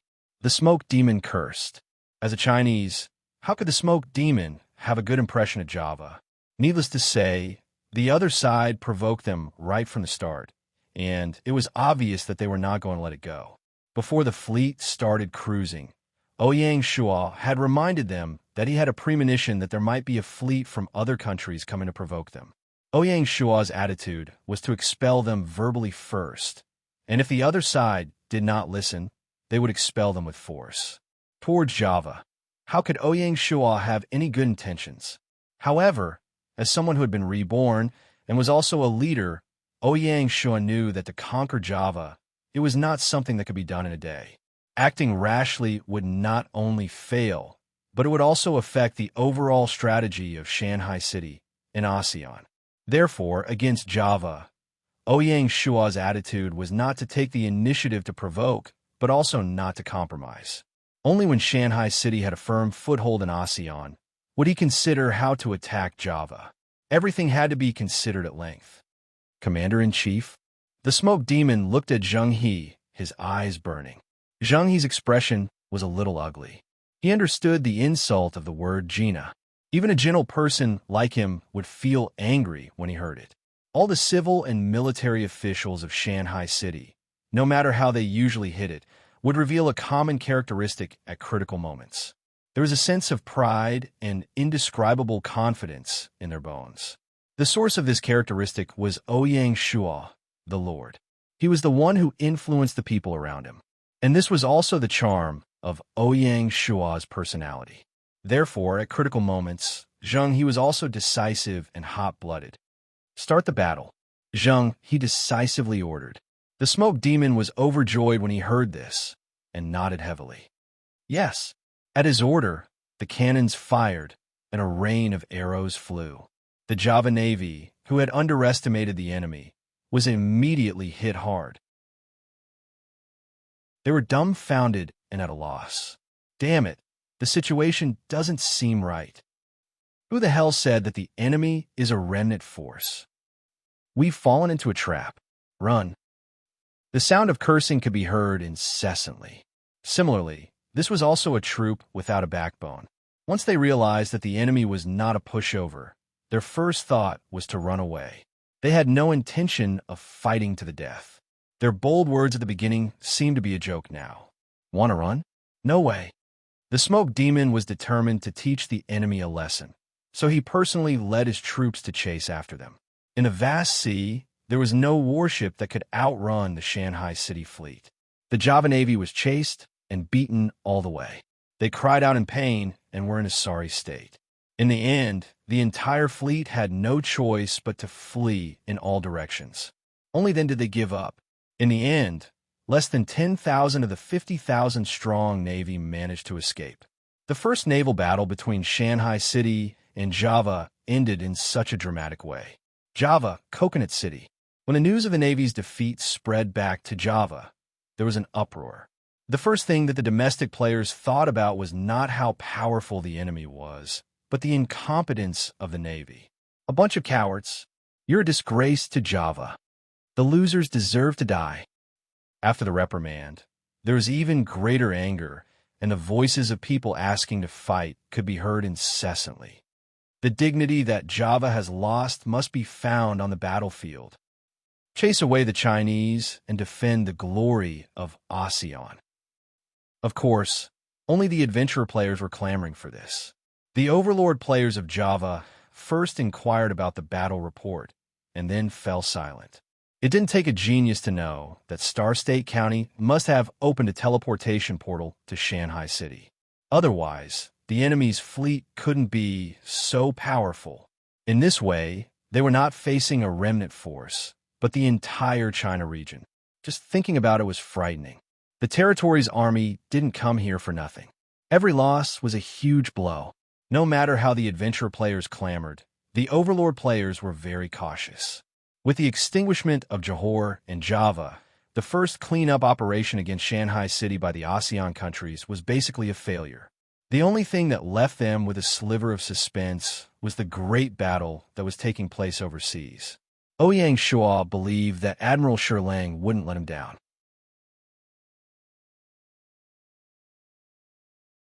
Chapter 637. Shi Lang did not disappoint Ouyang Shua. On the 27th of April, Shi Lang commanded the 1st, 2nd, and 3rd formations of the Jiaozhou fleet, the 5th formation of the North Sea Fleet, and the newly formed 1st formation of the Cliff Mountain Fleet. A total of more than 100,000 sailors headed for Annan. The Shanghai City Navy went all out in this expedition. Under Shi Lang's precise and nimble command, the Shanghai City Navy carried out continuous attacks on the Annan Navy with an unstoppable momentum. The Annan Navy Coalition Army came under the banner of revenge. Less than 4 days after flaunting their strength in the North Sea Bay, they faced a fatal blow from Shanghai City. Whether it was warships, weapons, or the level of generals, the two sides were not on the same level. The Annan Navy relied on numbers and did not have an obvious advantage in front of the 100,000 Shanghai City Navy. The defeat was inevitable. The Annan Navy was beaten to the point that they had to flee. According to Ouyang Shua's instructions, Shi Lang led his troops to pursue the enemy. In just 2 days, the Annan Navy lost more than 50,000 people. More than 70,000 officers and soldiers were captured, and the remaining 20,000 people fled back to the shore in a sorry state. More than 400 warships sank to the bottom of the sea and no longer existed. There was nothing more bloody than this. After this battle, the Annan Navy no longer had a fully formed fleet available. More than 70,000 naval prisoners provided valuable soldiers for the expansion of the Nanyang Navy. NPC prisoners of war did not have a strong sense of nationhood. Once they were captured, it was easy to integrate into new groups. Otherwise, the Lord had finally started a war with great difficulty. If he ended up capturing a group of prisoners of war that needed to be educated for a long time, wouldn't it be a great loss? The 10 years of the game simply did not allow for such a long-term conversion. Therefore, Gaia had such a simple and crude setting. Similarly, the 5,000 Imperial Guards of Lion City and the people of Star Nation would completely let go of their obsession and start a new life the moment Star Nation fell. On the 29th of April, Shi Lang led the Navy and patrolled the long coastline of Annan from north to south. When they encountered the port, they immediately ordered the bombardment and destroyed all the port, shipyard, and other facilities. Hundreds of thousands of Annan players along the coast saw the enemy's viciousness. Although angry, they could do nothing. They could only watch their port being destroyed and look in awe at the back of the enemy gradually disappearing. The whole country was silent. This day was regarded as the National Humiliation Day in Annan. On the 3rd of May, Shi Lang led his troops through the waters of the Paracel Islands and the Zhongsha Islands, warning and expelling the Luzon Navy that was active in the nearby waters, declaring his sovereignty. When the Luzon Navy learned of the defeat of the Annan Navy, they fled without fighting. Impressive navy! After this battle, Shanghai City's position as the overlord of the Southern Ocean was basically established, and no one would be able to shake it in the short term. The entire Southeast Sea would become Shanghai City's backyard, and any other fleets would have to think twice before appearing. When the news spread back to the country, the whole country was in an uproar. Not only did this move raise the prestige of Shanghai City, but also made the people of the country proud. Even Di Chun and the other lords were shocked when they heard the news. Only now did they realize that the mysterious navy that had been hidden by Shanghai City was actually of such a scale and power. Obviously, their previous assessment of Shanghai City was far from enough. Behind Shanghai City's powerful army, there was an equally powerful navy that struck fear into the hearts of their enemies. On the other hand, Mighty Tyrant, Battle Wolf, and the other rulers of the coastal regions were deeply aware of the importance of the navy in future battles. Without any hesitation, the rulers of the coastal regions decided to follow Shanghai City's example and vigorously develop their territory's navy. In a short period of time, the orders from the shipyards of Shanghai City were filled to the brim. The territory's shipbuilding industry ushered in its most glorious moment, and it was raking in gold every day. The era of national navigation that Ouyang Shuo had been looking forward to and planning for was quietly approaching. The charm of the national war made the players extremely infatuated. The calls for Shanghai City to open up Star State County were getting louder and louder. Thousands of players ran to Shanghai City to make a petition, expressing their willingness to fight for the country. Kill the Java monkeys was the loudest call. It was obvious that the people of the country were also not fond of Java. Under Ouyang Shuo's instructions, Song Jia came out to explain. Star State County has yet to be completely pacified, and the surrounding situation is still very tense. The Marquis of Lian Province is doing his best to mediate. When the time is right, Lion City will definitely be open to the players of the country, Song Jia promised. When is the time? Can you give an exact time? Someone asked. Within a month, Song Jia replied. All right, then we'll wait. After receiving a satisfactory answer, the players dispersed. There is no lack of hot-blooded warriors in any country. Although the death penalty in Earth was abnormally cruel, there was still a large number of players who were passionate about PK. Regardless of whether it was in the arena or in the wild, it was not as exciting as the National War. In the National War, the Lord and his army would be rewarded with achievement points for killing the enemy's army, regardless of whether it was the NPC army or the Inhuman army. For example, Ouyang Shuo, Shanghai City's 3 military operations against Johor's reinforcements, the Java Coalition Army, and the Anna Navy had brought him over 90,000 achievement points. Ouyang Shuo was only 120,000 achievement points away from being promoted to the Duke rank. Adventurer players were different. They were divided into 2 categories. If adventurer players were incorporated into the Lord's army, then the players would not receive any rewards. It was equivalent to earning achievement points for the Lord. On the other hand, if the players were only acting individually, then they would receive kill points when they killed adventurer players from enemy countries in PK. The use of kill points was to exchange for more powerful PK equipment at the Royal City's army. The lowest level of PK equipment was Dark Gold grade.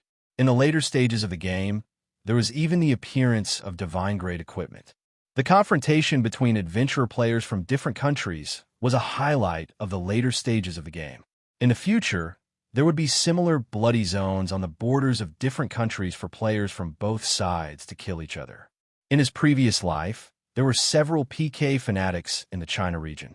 Among them, the most famous was the leader of the bloodlust mercenary group, Bloody Romance. He was known as the #1 PK player in the National War. Currently, the borders of the China region had not been opened yet. Shanghai City occupied Star Nation and established Star State County. Therefore, the border between Star State County and the other ASEAN countries was a natural bloody PK zone. It was no wonder that the domestic players were so excited when they heard the news. Some PK fanatics had already sharpened their knives. Even Bloody Romance could not help but write a letter to Ouyang Shuo to ask for details. Ouyang Shuo's reply was to wait. In order to sow discord in ASEAN, they had to distinguish between friends and enemies. Ouyang Shua's plan was to guide the domestic players to fire at the enemies and temporarily stop attacking the friends. In this way, it was a win-win situation. The series of military operations by Shanghai City had caused the ASEAN countries to feel dizzy. The successive defeats made the ASEAN countries realize that they might not be afraid of Shanghai City in a land battle. However, in a battle on the sea, they were no match for the Shanghai City Navy. The entire Southern Sea was the territory of the Shanghai City Navy. They were invincible. Such a cruel reality made them feel terrible. The ASEAN countries were in a dilemma. If they fought, they could not win on the sea. However, the other party did not want to fight on land. This made the ASEAN players gnash their teeth in anger. If they retreated, it would be too embarrassing. The representatives of the various countries argued and could not reach a consensus. It seemed that Shanghai City had gradually gained a foothold in Star State County. They were powerless to change it. Just when the ASEAN countries were in a deadlock, Shanghai City took the initiative to give them a way out. Confrontation was not Ouyang Shua's goal. On the 4th of May, Shanghai City officially signed a maritime trade agreement with Johor. According to the agreement, Johor would pay a ransom of 100,000 gold coins to redeem the 50,000 reinforcements detained by the Imperial Guards. The two sides would officially stop fighting, determine tariffs, and start maritime trade. At the same time, Johor would open 2 major ports to Shanghai City. Correspondingly, Shanghai City's South Hill Port and Star State Port in Cliff Mountain City would also be open to Johor's caravans. Obviously, the successive defeats in Java and Annam had made the two lords, Shanda and Guiyanan, decide to compromise. The two bypassed Handuya and decided to start trading with Shanghai City. 2 major ports, one in Thunderbolt City and one in Sabah City. When the news came out, the ASEAN countries had different thoughts. Some were tempted, while others cursed Johor for betraying ASEAN. Even in Johor, there were voices of opposition. Among them, the most intense was naturally Handuya. However, the 2 lords, Shanda and Guiyanan, had reached a tacit agreement in private. Even if Handuya objected, he could not stop it. After all, maritime trade in the game was basically carried out between territories. Shanghai City's actions were obviously not limited to that. On May 5th, Shanghai City extended an olive branch to other ASEAN countries, including Annam and Java, which had already been in conflict, through Santak of Johor to build a bridge. Shanghai City has established itself in the Strait of Malacca, not to fight for hegemony, nor do we have any intention of starting a war with other countries. We only want to open up maritime trade channels, promote the circulation of goods between countries, and make a fortune together, Ouyang Shua said, telling a standard lie. At the same time, the Honlu Temple branch in Lion City, under Ouyang Shua's instructions, sent envoys to the ASEAN countries with gifts to show goodwill. As the saying goes, hit with a stick, then give a carrot. In the next 2 days, the countries reacted differently. Anai, Piao, Siam, and Chinla accepted the goodwill of Shanghai City and agreed to start trading. South, which was located inland, had no port at all. It chose not to refuse, nor did it agree. Annam, Luzon, and Java, which had conflicts with Shanghai City, all chose to refuse to cooperate. They also brazenly expelled the envoys sent by Shanghai City. The hostility of the 3 countries towards Shanghai City was obvious. When Ouyang Shua received the news, the corners of his mouth curled up. P.S. Thank you for the 10,000 rewards from Jianhu. I haven't received such a large reward in a long time. I'm a little excited.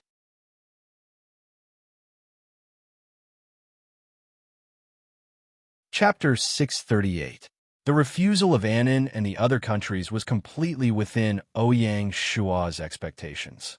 His purpose of sending envoys to Annan and other countries was the same as his resolute counterattack against the Annan Navy, which was to seize the moral high ground. In the future, when there was a war between nations, Ouyang Shua could confidently lay his cards on the table. The fact that 5 of the 9 ASEAN countries were willing to develop trade with Shanghai City was already beyond Ouyang Shua's expectations. Thus, the third step of his ASEAN strategy was successfully implemented. Shanghai City's maritime trade was about to usher in a new era. May 8th, Los Leones. With the signing of the trade agreement between the five countries, the ASEAN affairs finally came to an end. The enemies and friends of the ASEAN countries had gradually become clear, clearing the last obstacle for the opening of Star State County to the outside world. It had been more than 10 days since the fall of Star State, and the domestic players had already calmed down from the surprise. As a result, the voices calling for Shanghai City to open Star State County became louder and louder. It was under this background that Ouyang Shua invited the leaders of the League of Mountains and Seas Guild Alliance to Los Leones as guests to discuss important matters. Blood Romance and the other guild leaders were naturally happy to go. With the precedent set by Cliff Mountain City, they knew that if Star State County was open to the outside world as allies, the guilds would enjoy priority. They were right. This time, Ouyang Shua was going to make a big move. Everyone, please take a look. In the middle of the hall, there was a map of the ASEAN countries. Holding the Red Knight sword, Ouyang Shua pointed at the dozens of islands around Star State Harbor and said, "Although these islands are small, they are very close to Java's Jinzhou Island. It's definitely the best place for PK in a national war." Blood Romance's eyes lit up when he heard this. Can the Bloodlust mercenary group rent an island? Siesiyun and the others looked at each other and smiled. Blood Romance was indeed a PK maniac. With a leader like Blood Romance, it was obvious that the Bloodlust mercenary group was a group of warmongers. Blood Romance wanted to rent an island right off the bat. It seemed that he was prepared for a long war. Ouyang Shua glanced at Blood Romance and shook his head. Before Blood Romance could speak, he continued, "These islands are only for sale, not for rent." "For sale?" Blood Romance almost jumped up. He looked anxious. "Tell me, how much are you selling them?" "Each island is sold for 100,000 gold coins. Once the guild purchases the island, it will be the equivalent of building a concession within the territory. The guild will have absolute authority over the island, and Shanghai City will not interfere," Ouyang Shua said. "Are you serious?" Crimson Romance couldn't believe it. The conditions were too generous. 100,000 gold coins to buy a small island that could only build a small village seemed a little expensive, but it was not a loss at all. After all, not a single guild in the China server possessed a guild residence in the wilderness. Just this alone was enough to make the guild go crazy. Needless to say, the significance of these small islands was extraordinary. Apart from being used as a frontline PK base for nation wars, they could also be used as a springboard for adventures in the ocean. For adventure-type players, this small island was a paradise for adventurers. If the guild had the slightest bit of economic acumen, they could open up the island to adventure-type players and build a few specialized shops such as potions and repair shops. They would definitely make a fortune. Of course, if all of you require it, then Shanghai City can even provide a complete set of construction services from design to construction. How about it? Ouyang Shua's smile was filled with the stench of money. The lord who loved money as much as his life had returned.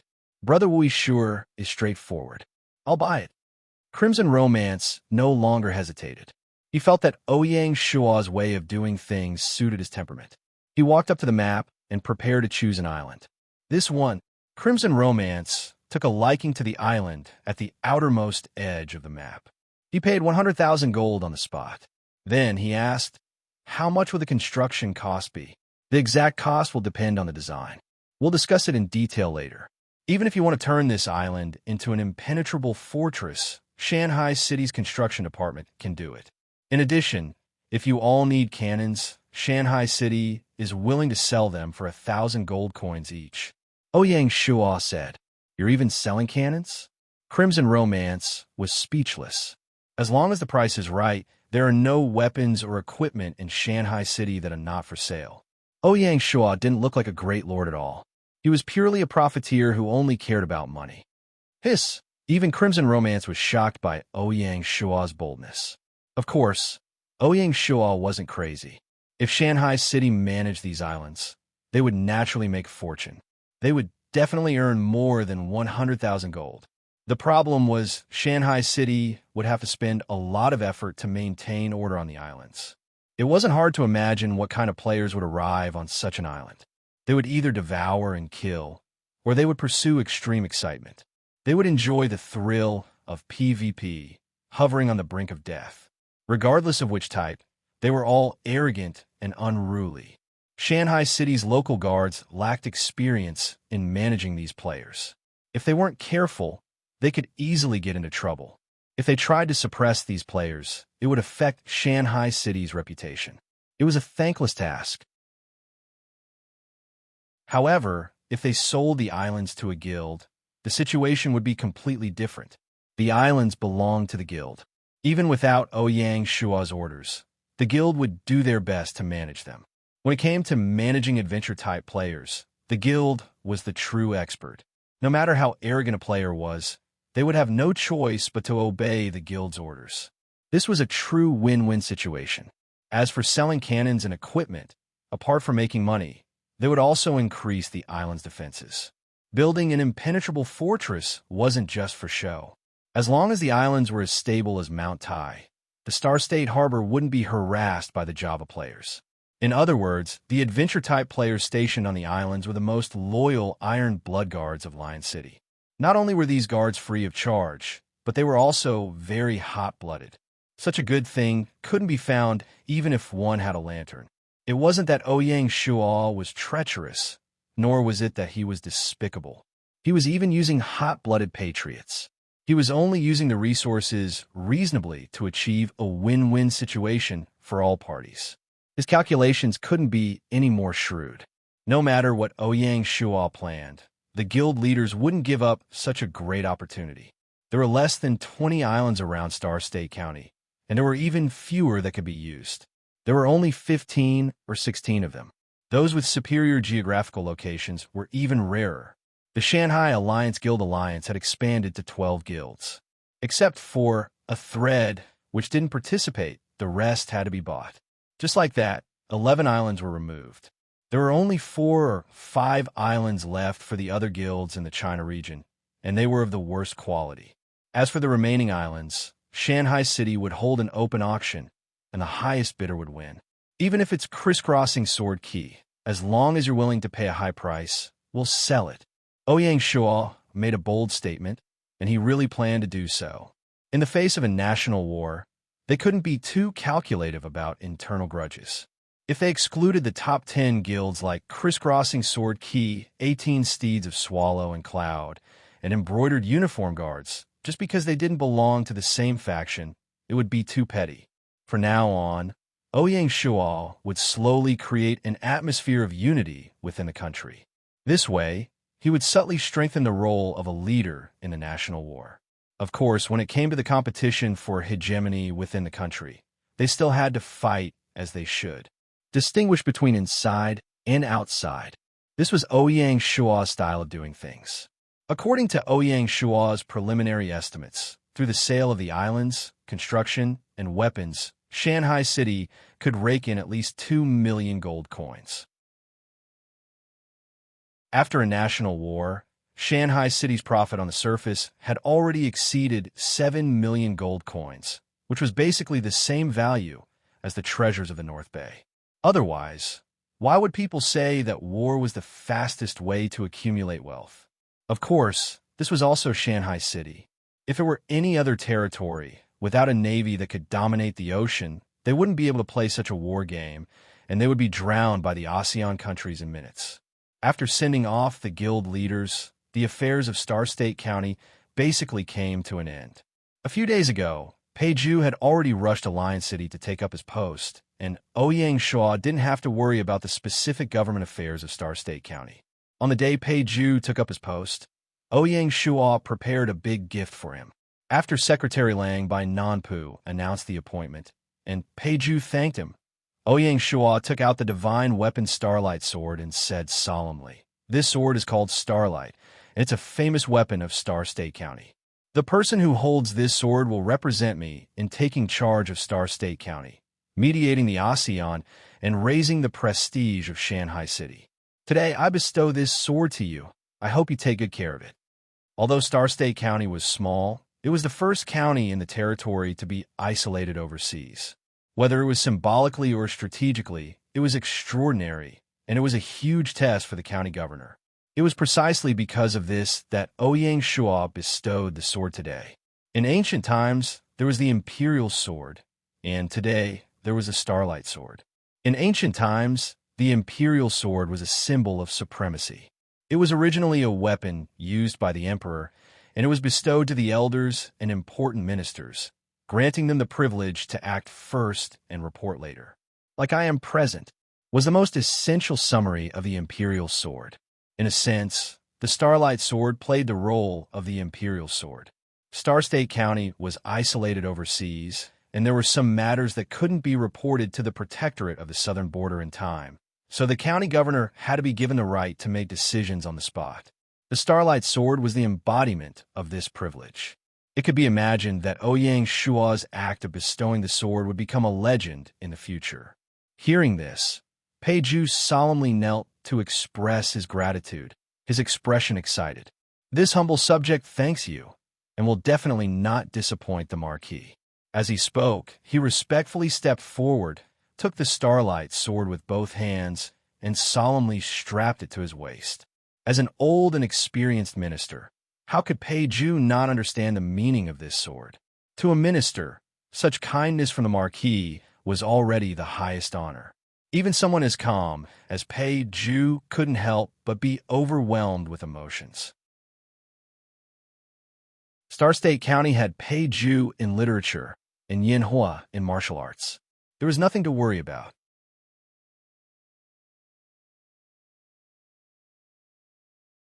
Chapter 639. The affairs of Xingzhou County were settled, and the fleet prepared to set off again. Before setting off, Ouyang Shua made a special trip back to Shanghai City. The reason was that Ouyang Shua had not used the first recruitment opportunity of the hidden building, general selection platform, that Gaia had rewarded him with. It was good that the general selection platform could select a historical general who was below the god level, but as for which general to recruit, he still had to think hard. After much thought, Ouyang Shua decided to recruit another naval general. Naval warfare had never been mainstream in ancient China. Famous naval generals were rare compared to other famous generals. Ouyang Shua liked the three generals, Zhou Yu, Yu Daiyou, and Zheng Qinggong. As Zhou Yu was the protagonist of the next battle, the Battle of Red Cliffs, Ouyang Shua could not recruit him and could only give up. Zheng Qinggong had a deep grudge with the Jiaozhou fleet commander, Shi Lang, so it was not suitable to recruit him. After many choices, only Yu Daiyou was left. In the general selection platform, a white light flashed, and a middle-aged general appeared. He had a broad face and a beard, and his face had a worried look. He was the Ming Dynasty naval general, Yu Daiyou. "General Yu Daiyou greets my lord." Yu Daiyou bowed. "General, please rise." Ouyang Shua smiled and checked Yu Daiyou's attributes. Name, Yu Daiyou, Emperor level, title, one of the 10 ancient naval generals of China Dynasty. Ming Dynasty identity, General of Shanghai City occupation, special class general loyalty, 75 points commander, 86 strength, 85 intelligence, 70 politics, 60 specialty, bandit extermination against Woka pirates or Japanese Navy, increases cannon range and power by 30, increases warship speed by 35, warship defense by 30, Navy morale by 35, classic, advanced study of the art of war cultivation method. Sword scripture weapon, Jingchu longsword evaluation. Daiyou is a man of integrity and regards himself as an ancient hero. In war, he strategizes first before fighting and is not greedy for quick success. He is indebted to his subordinates and has made great contributions and is famous in the South. He is loyal to his country and has made great contributions in his old age. Yu Daiyou is a man of integrity and regards the ancient heroes as his role model.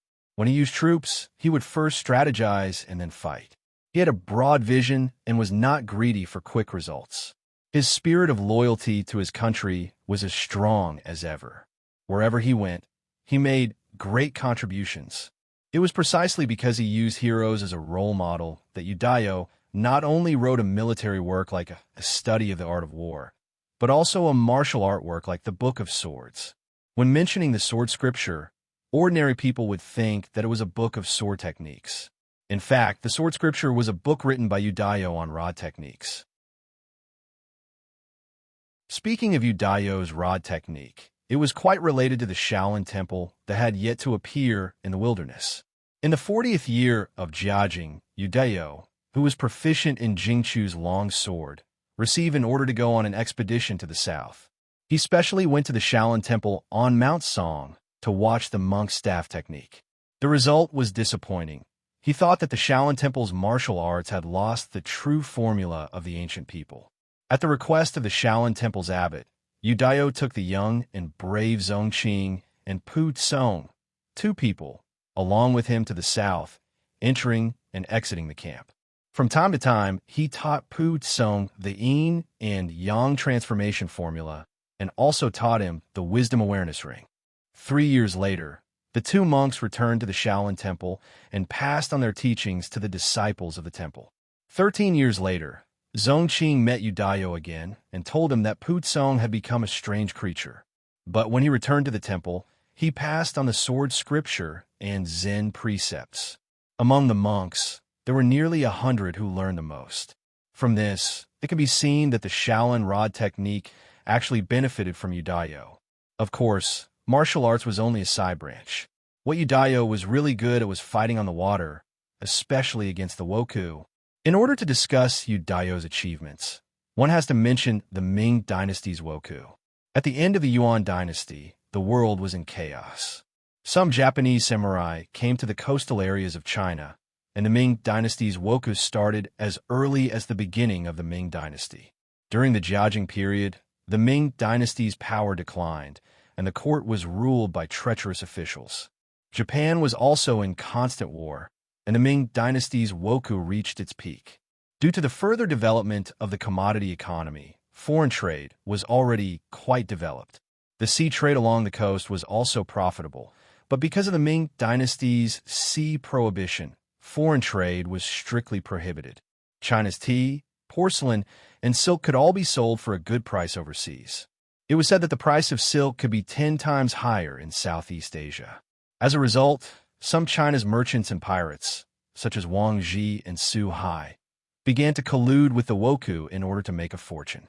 They formed a maritime smuggling ring, and this caused the Wokou to become more and more serious. These merchants also became part of the Wokou. This was how the Ming history, Nippon Record said, roughly 3 out of 10 Wokou and 7 out of 10 from the Wokou came into being. Because of this, a group of famous anti-Japanese generals were born. Among them, the most famous was naturally Qi Jiguang, who was hailed as a national hero. Udayo, who was from the same generation, spent almost his entire life fighting against the Wokou. His military exploits were illustrious, and the Yu family army that he led could even scare the enemy into retreating.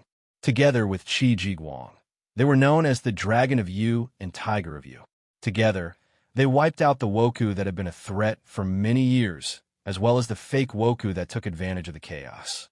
What was rare was that although Udayo had a lot of military exploits, he was often impeached and dismissed from his position.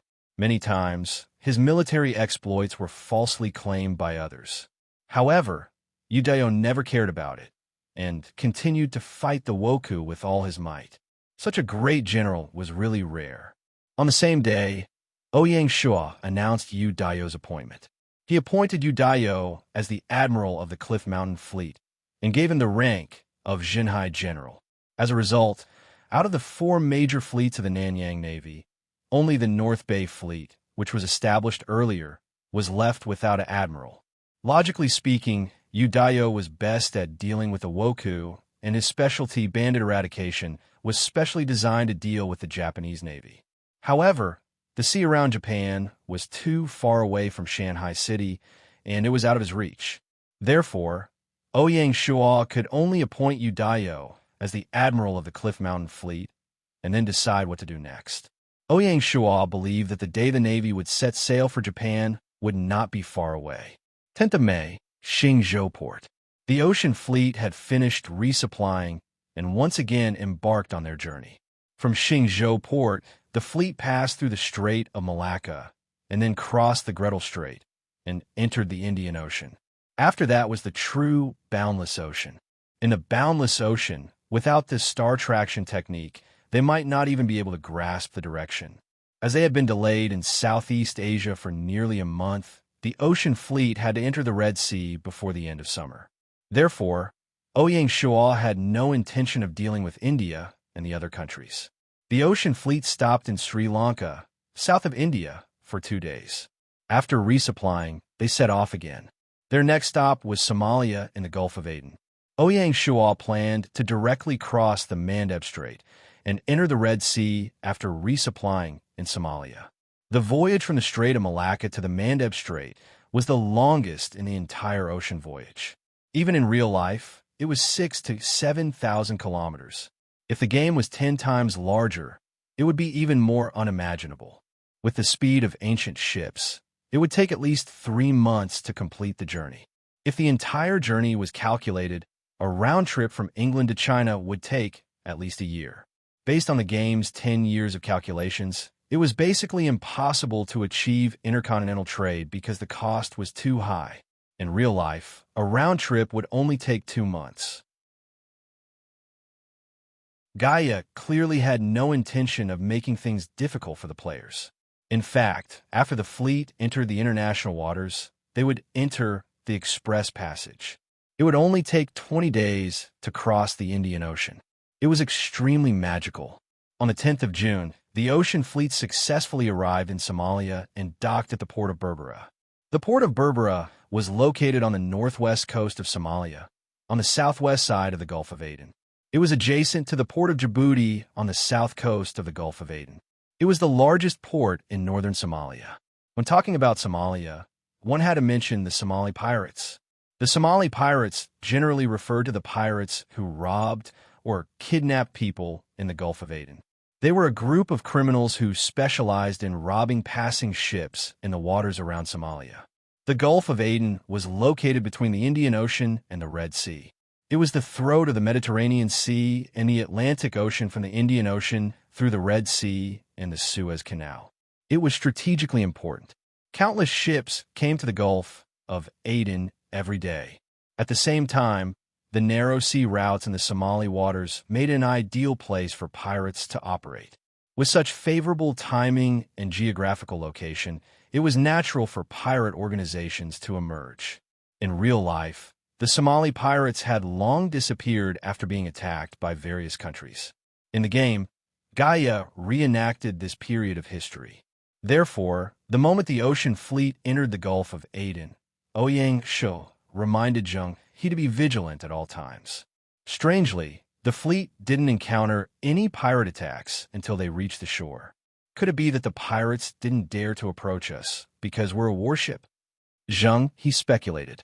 Ouyang Shuo didn't deny it. I can't rule out that possibility. Even so, we still can't let our guard down. After resupplying, the fleet will immediately set off and try to cross the Red Sea in one go. Yes, sir. Zheng, he received the order and began to arrange for supplies. Zheng, he was naturally familiar with how to resupply, so Ouyang Shuo didn't need to worry about it. After staying on the ship for so long, Ouyang Shuo also felt a little bored. After the fleet reached the shore, he brought a small team of guards and got off the ship, ready to take a stroll at the port. The port of Berbera was in the northern part of Somalia. It was a distribution center and commercial center for farm and livestock products. Every year, a large number of farmers drove their livestock to the market, and most of the country's livestock exports passed through the port.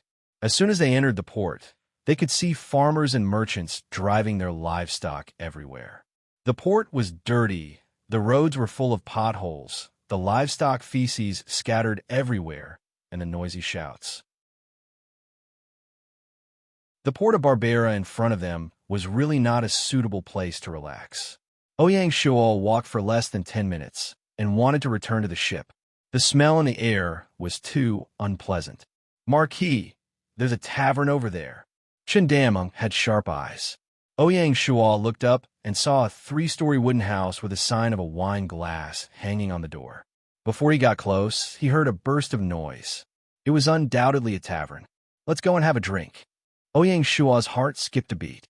Other than drinking, taverns were also places to gather information.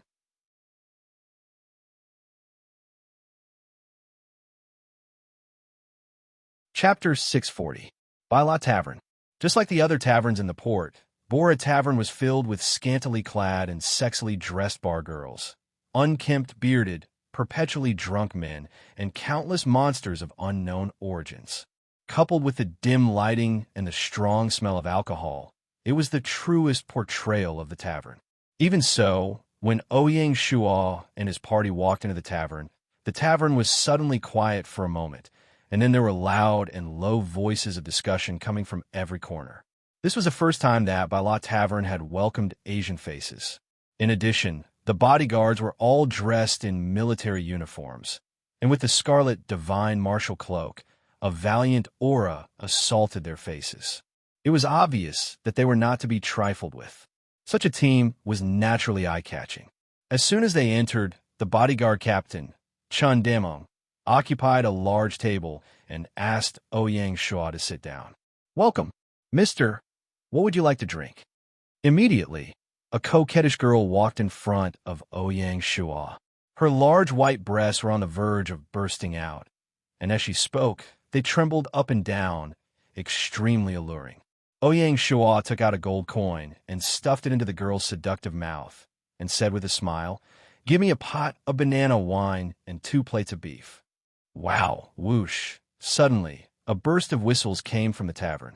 In just a moment, Ouyang Shua had dispelled the barrier and vigilance of the locals against him, and accepted his existence. He could be said to be a veteran. What Ouyang Shua ordered actually had a deep meaning. Bananas were the main agricultural products of Somalia. They were large, thin, and thick, and had a sweet taste. They had always been popular in the international market and enjoyed the reputation of the world's sweetest banana. Therefore, when Somalis entertained guests, bananas were indispensable on the table. There were bananas for eating raw, banana rice, banana cakes, and banana wine. Islam was the state religion of Somalia, and Muslims accounted for 99% of the population.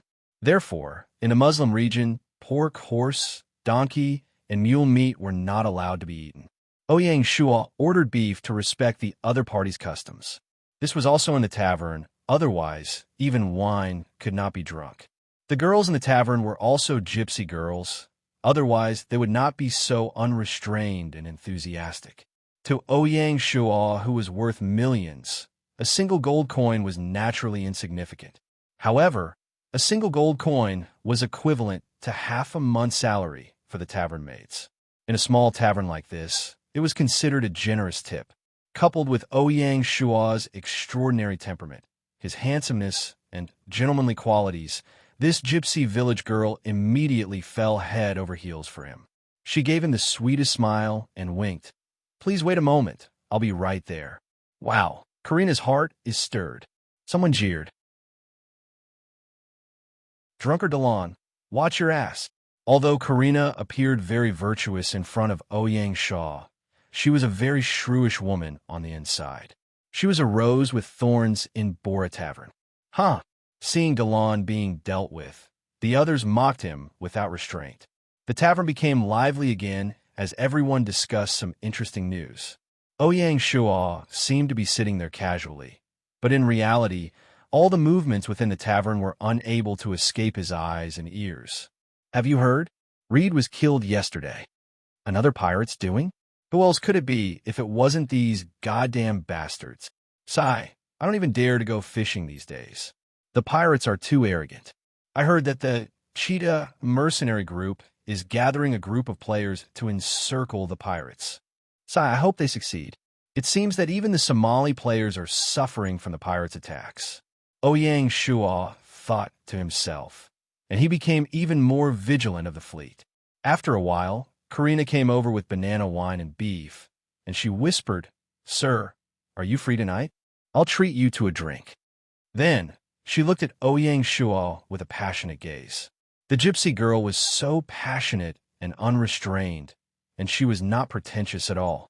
If she loved someone, she would love him bravely. Sorry, I'm going out to sea in the afternoon. Ouyang Shuo smiled and politely refused. That's too bad. Karina obviously knew what to do and didn't pester him. I wish you the best, beautiful lady. Ouyang Shuo raised his glass of banana wine to express his gratitude. In the foreign land, Ouyang Shuo leisurely ate beef and drank the unique banana wine, enjoying the rare exotic atmosphere. An hour later, Ouyang Shuo got up and left the tavern. Just as he passed a corner, Chun Daman came up and whispered, Marquis, we're being followed. It doesn't matter. In the tavern, Ouyang Shuo noticed that there were two people staring at them from the corner. Ouyang Shuo turned and entered a side alley. Halfway there, he suddenly turned back and said to the empty alley, Friend, show yourself. If you have something to say, just say it. About 2 minutes later, two young men came out from the corner. Excuse me, are you Marquis Lianzhou of the China region? One of the men asked. Yes. The man opposite was delighted and introduced himself. Hello, we're from the Cheetah mercenary group. Oh, Ouyang Shuo suddenly became interested. Why are you following me? Can you please come to the station for a chat? The other side invited. Our leader wants to see you. Ouyang Shuo thought for a moment and said with a smile, All right, lead the way. Marquis. Seeing this, Chen Daman was a bit worried and wanted to say something but stopped. It was too dangerous for someone who was not familiar with the place and the people to go. Ouyang Shuo gave him a look before taking the lead to leave with the other two players. Seeing this, Chen Daman had no choice but to follow. After walking for a short distance, a guard quietly left the group. In his previous life, Ouyang Shuo vaguely remembered that the Somali players had organized a large-scale pirate hunting operation. Unfortunately, that operation ended in failure. The reason seemed to be that there was a traitor among the players who leaked the hunting plan to the pirates in advance. As a result, the pirates beat them at their own game and ambushed them. After this battle, the Somali Navy was unable to recover. Without restrictions, the Gulf of Aden pirates became even more rampant. If Shanghai City wanted to open up the sea trade route to the west, it needed a safe and reliable sea route.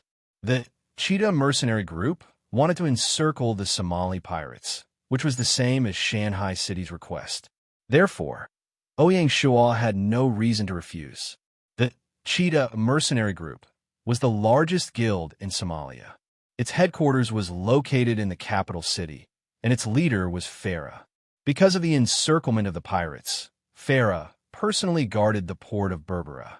For this encirclement, almost all the elites of the Somali players were sent out.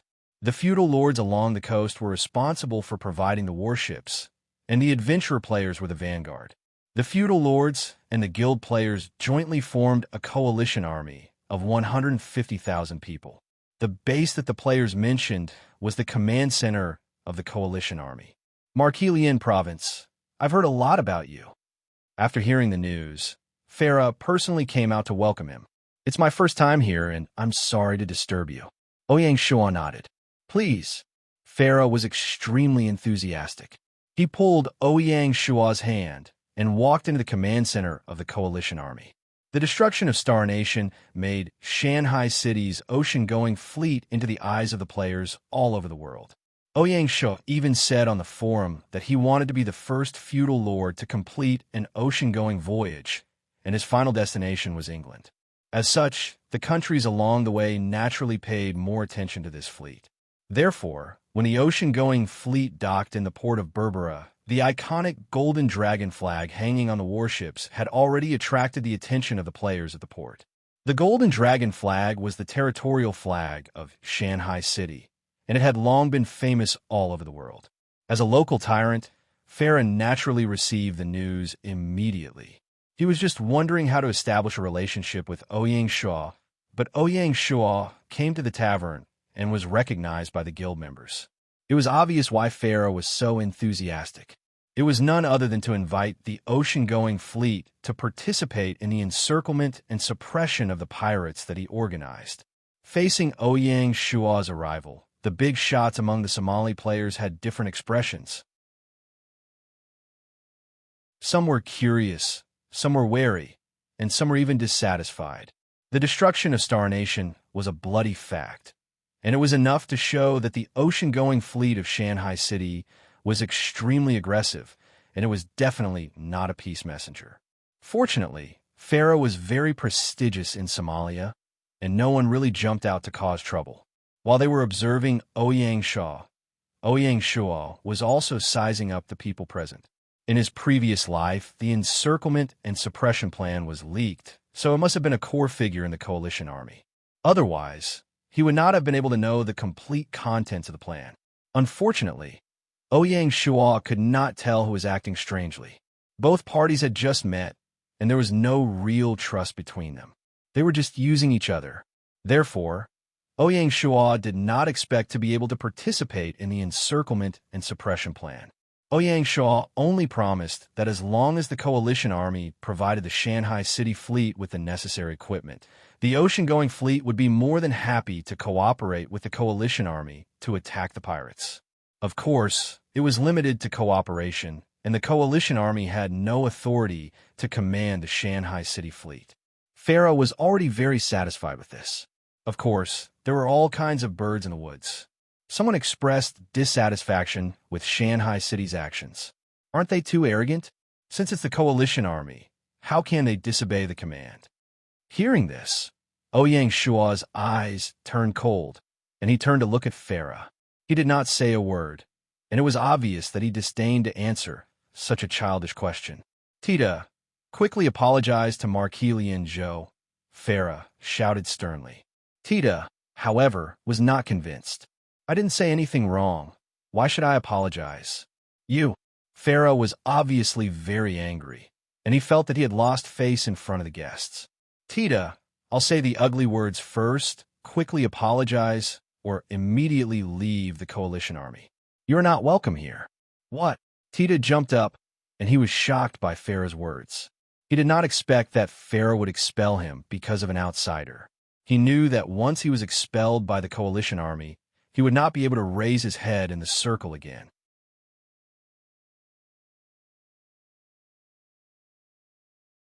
Chapter 641. I don't want to say it a third time. Farah was firm. Tita's face twitched. He stared at Ouyang Shua and said, I'm sorry. Although he said sorry, he wanted to eat Ouyang Shua alive. Ouyang Shua nodded. He had a new understanding of Tita's forbearance. He had purposely provoked Tita just now. He wanted to see how much courage Farah had to cooperate with Shanghai City. After the interlude, the atmosphere in the meeting hall became very gloomy. Farah, on the other hand, continued to host the meeting as if nothing had happened. After that, he even invited Ouyang Shua to a grand welcome dinner. Once again, Ouyang Shua had a taste of the exotic culture. The unique delicacies, the unique tableware, and the unique dance and music had widened his horizons. Maybe it was because of the alcohol, but the atmosphere was more lively and relaxed than the meeting. Cheers to our friend, Farah suggested. Cheers.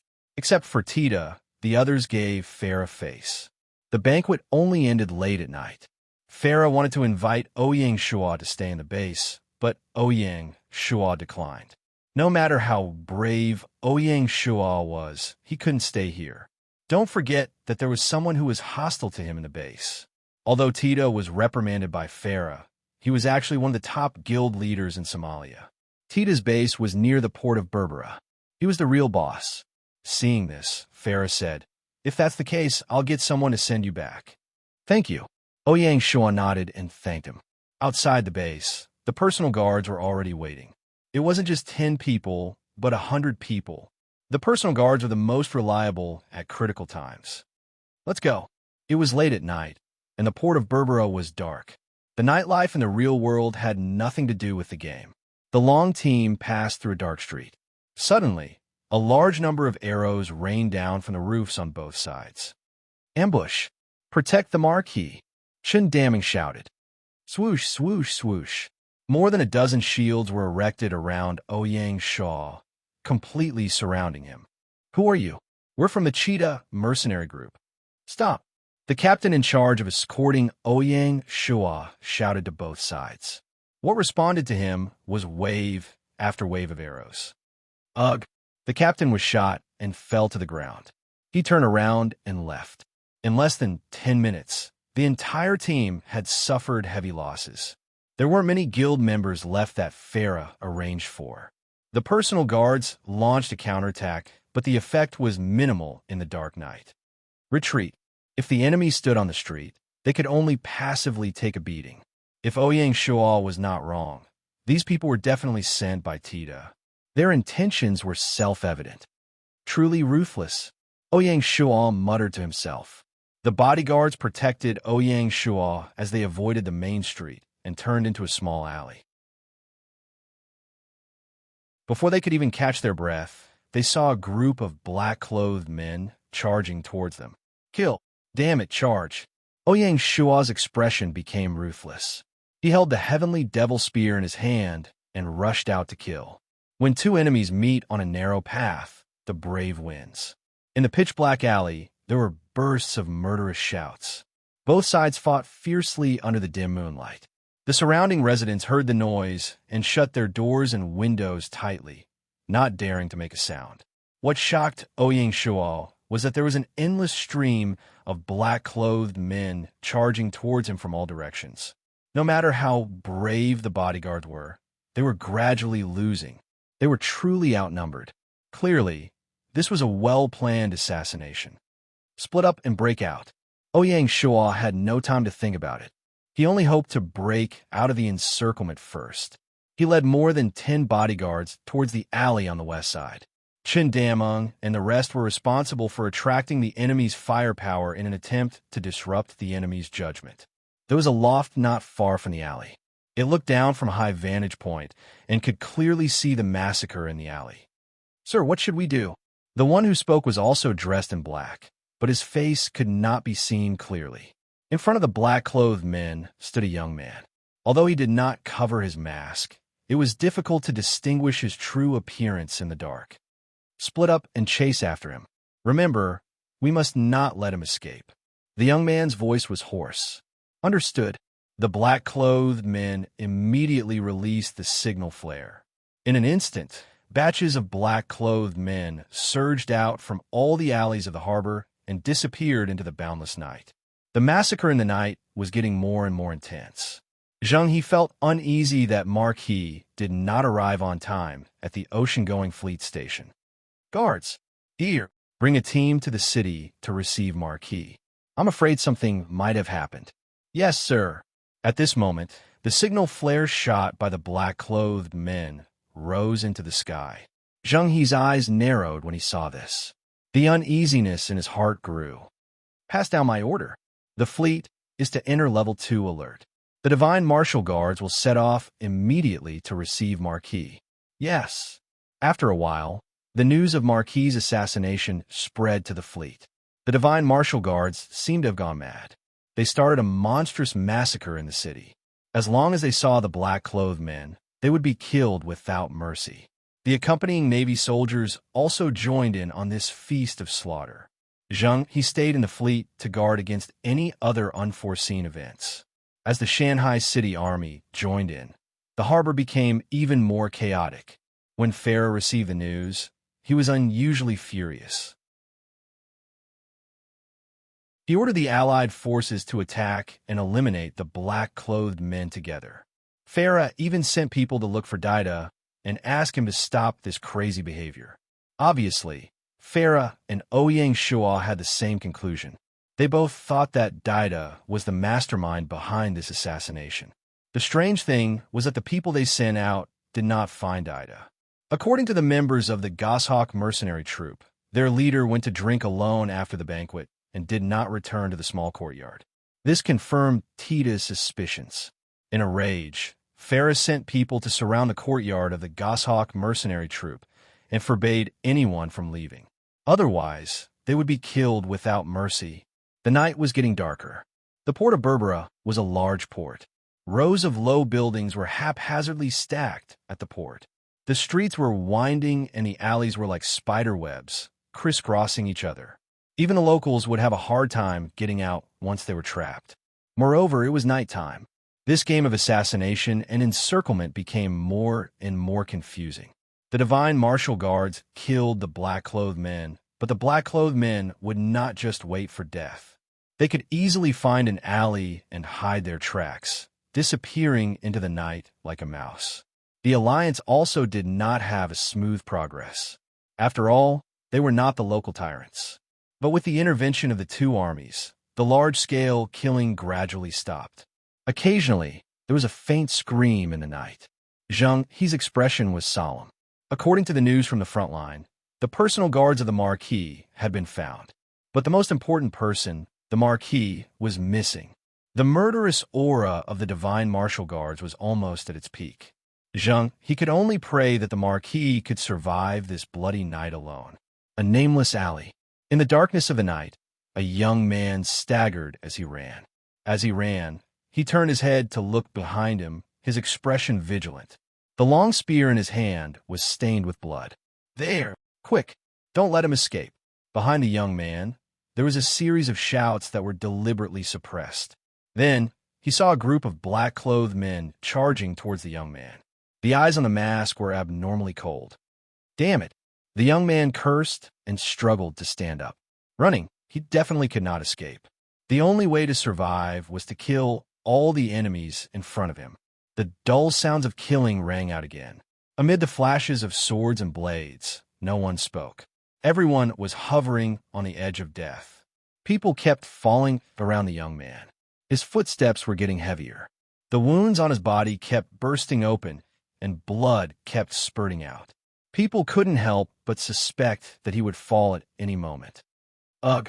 As the last black-clothed man fell, the young man's body could no longer take it, and he fell to the ground. Pain and drowsiness kept eroding the young man's nerves. That's it, the young man sighed. He lay on the ground and looked up at the moon. There was an indescribable calmness in his eyes. The young man was Ouyang Shua. The strength of the black-clothed men was beyond his expectations. These black-clothed men were the elite adventure players. They were powerful and didn't seem to be at a disadvantage even when facing the personal guards. Even Ouyang Shua was constantly injured under the enemy's siege. The personal guards around him fell one by one, but Ouyang Shua was powerless. At the most dangerous moment, he was besieged by hundreds of people. At the critical moment, Ouyang Shua had no choice but to activate the demonic god bloodline to forcefully kill his way out. After fighting for so long, Ouyang Shua couldn't tell where he was. However, the black-clothed men were like ghosts that could always find him, making him tired of dealing with them. As time passed, the time limit of the demonic god bloodline was up. After killing the last black-clothed man, Ouyang Shua was completely powerless. He was no different from a cripple. At this moment, as long as another black-clothed man came, he could easily kill him. Thinking of this, Ouyang Shua smiled bitterly. Life is really unpredictable. How could he have imagined that Tita was actually such an extreme and vengeful person? Just for a bit of face, he actually made such a ruthless move. In this way, it could only be a lose-lose situation. Ouyang Shua didn't believe that Zhang He or Farah would let Tita go after receiving the news. The world is big and full of strange things. Ouyang Shua could only sigh like this. At this moment, a series of footsteps came from a street. Ouyang Shua's heart went cold when he heard this. On a night of fighting, the common people had already shut their doors. Who else but black-clothed men dared to walk on the street now? Exhaustion hit him like a tidal wave. Ouyang Shua bit his tongue to prevent himself from falling asleep. His right hand quietly gripped the demonic spear tightly. As long as the enemy approached, he was confident that he could launch the final attack. Hey, it's you. At this moment, a soft and charming female voice sounded. It was filled with surprise and worry. Ouyang Shua's expression completely relaxed when he heard this, and he directly fainted. "Oh, wake up!" The woman didn't know that she had just taken a trip to the gates of hell.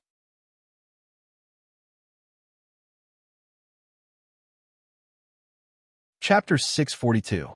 Early in the morning, Ouyang Shua opened his eyes. The wounds on his body had already been carefully bandaged. Even the sky demon spear had been wiped clean and was quietly placed at the head of the bed. After a night of rest, the injuries on his body were already mostly healed. Ouyang Shuo raised his head and looked around the room. The wooden room was very narrow. The floor was piled with junk, but it was very clean. A bed and a table were the two most important pieces of furniture in the room. It could be seen that the owner of the room was living in poverty. There was a faint fragrance coming from the simple linen quilt. Ouyang Shuo retracted his gaze, combing through the events of last night. Thinking back to the assassination attempt last night, Ouyang Shuo frowned. Now that he thought about it, the whole thing was too strange and suspicious. First, Ouyang Shuo's route should have been kept a secret. What was strange was that the group of black, clothed people could set up an ambush on the path that he must pass through. They even considered the alleys beside the streets. The only explanation was that his whereabouts had been leaked. The only ones that knew of Ouyang Shuo's whereabouts, other than his personal guards, were the cheetah mercenary group. Thinking like this, the matter became more and more confusing. Second, the strength of the black, clothed people exceeded Ouyang Shuo's expectations. Last night, not only were there a lot of men in black, there were also elite players who were proficient in the art of assassination. Under the cover of the night, and with the geographical advantage, the damage they caused was even greater than the most elite soldiers. The weapons that the black-clothed people carried, other than the normal crossbows, they even had extremely powerful hidden weapons. Obviously, the enemy had researched Ouyang Shuo thoroughly and knew that his martial arts were extraordinary, so they made a targeted arrangement. Because of this, Ouyang Shuo suffered a great loss. The assassination attempt last night did not seem to be a last-minute preparation, but a carefully planned assassination. With Tita's performance, did he really have the ability to complete such an assassination in such a short time? Ouyang Shuo expressed his doubts.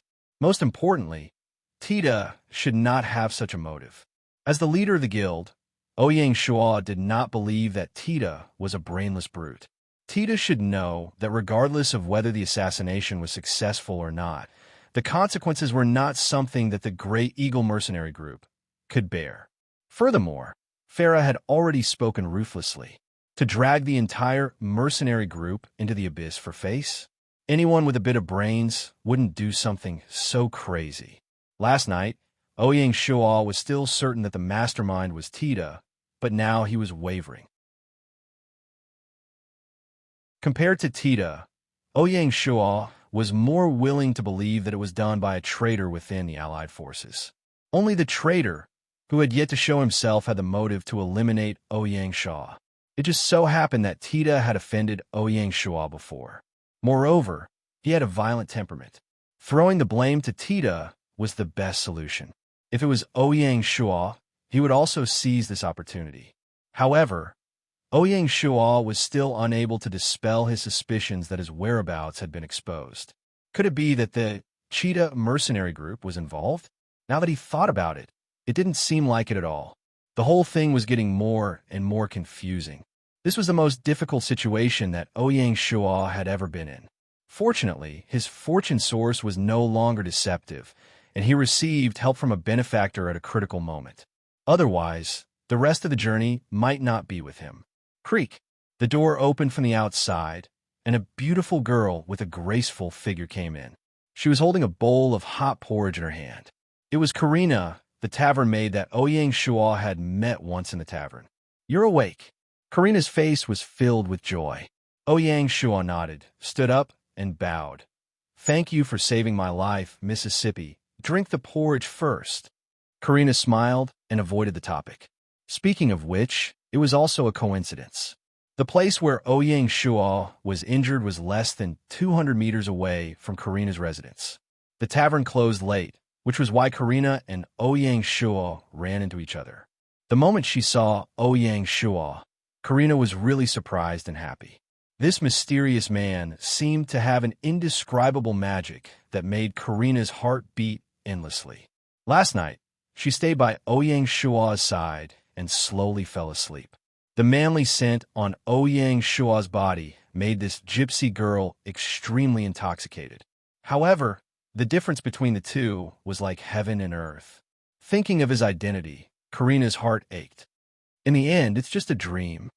Karina warned herself in her heart. The story of Cinderella and the prince only appears in fairy tales. The porridge was the most common banana porridge in Somalia, but when Ouyang Shua drank it, it had a different taste. He was also really hungry, so he gulped down the porridge in 2 or 3 mouthfuls. Slow down, there's still food in the kitchen. Karina found it funny. Ouyang Shua picked up the demonic spear on the bedside and cupped his fists again. I have to go.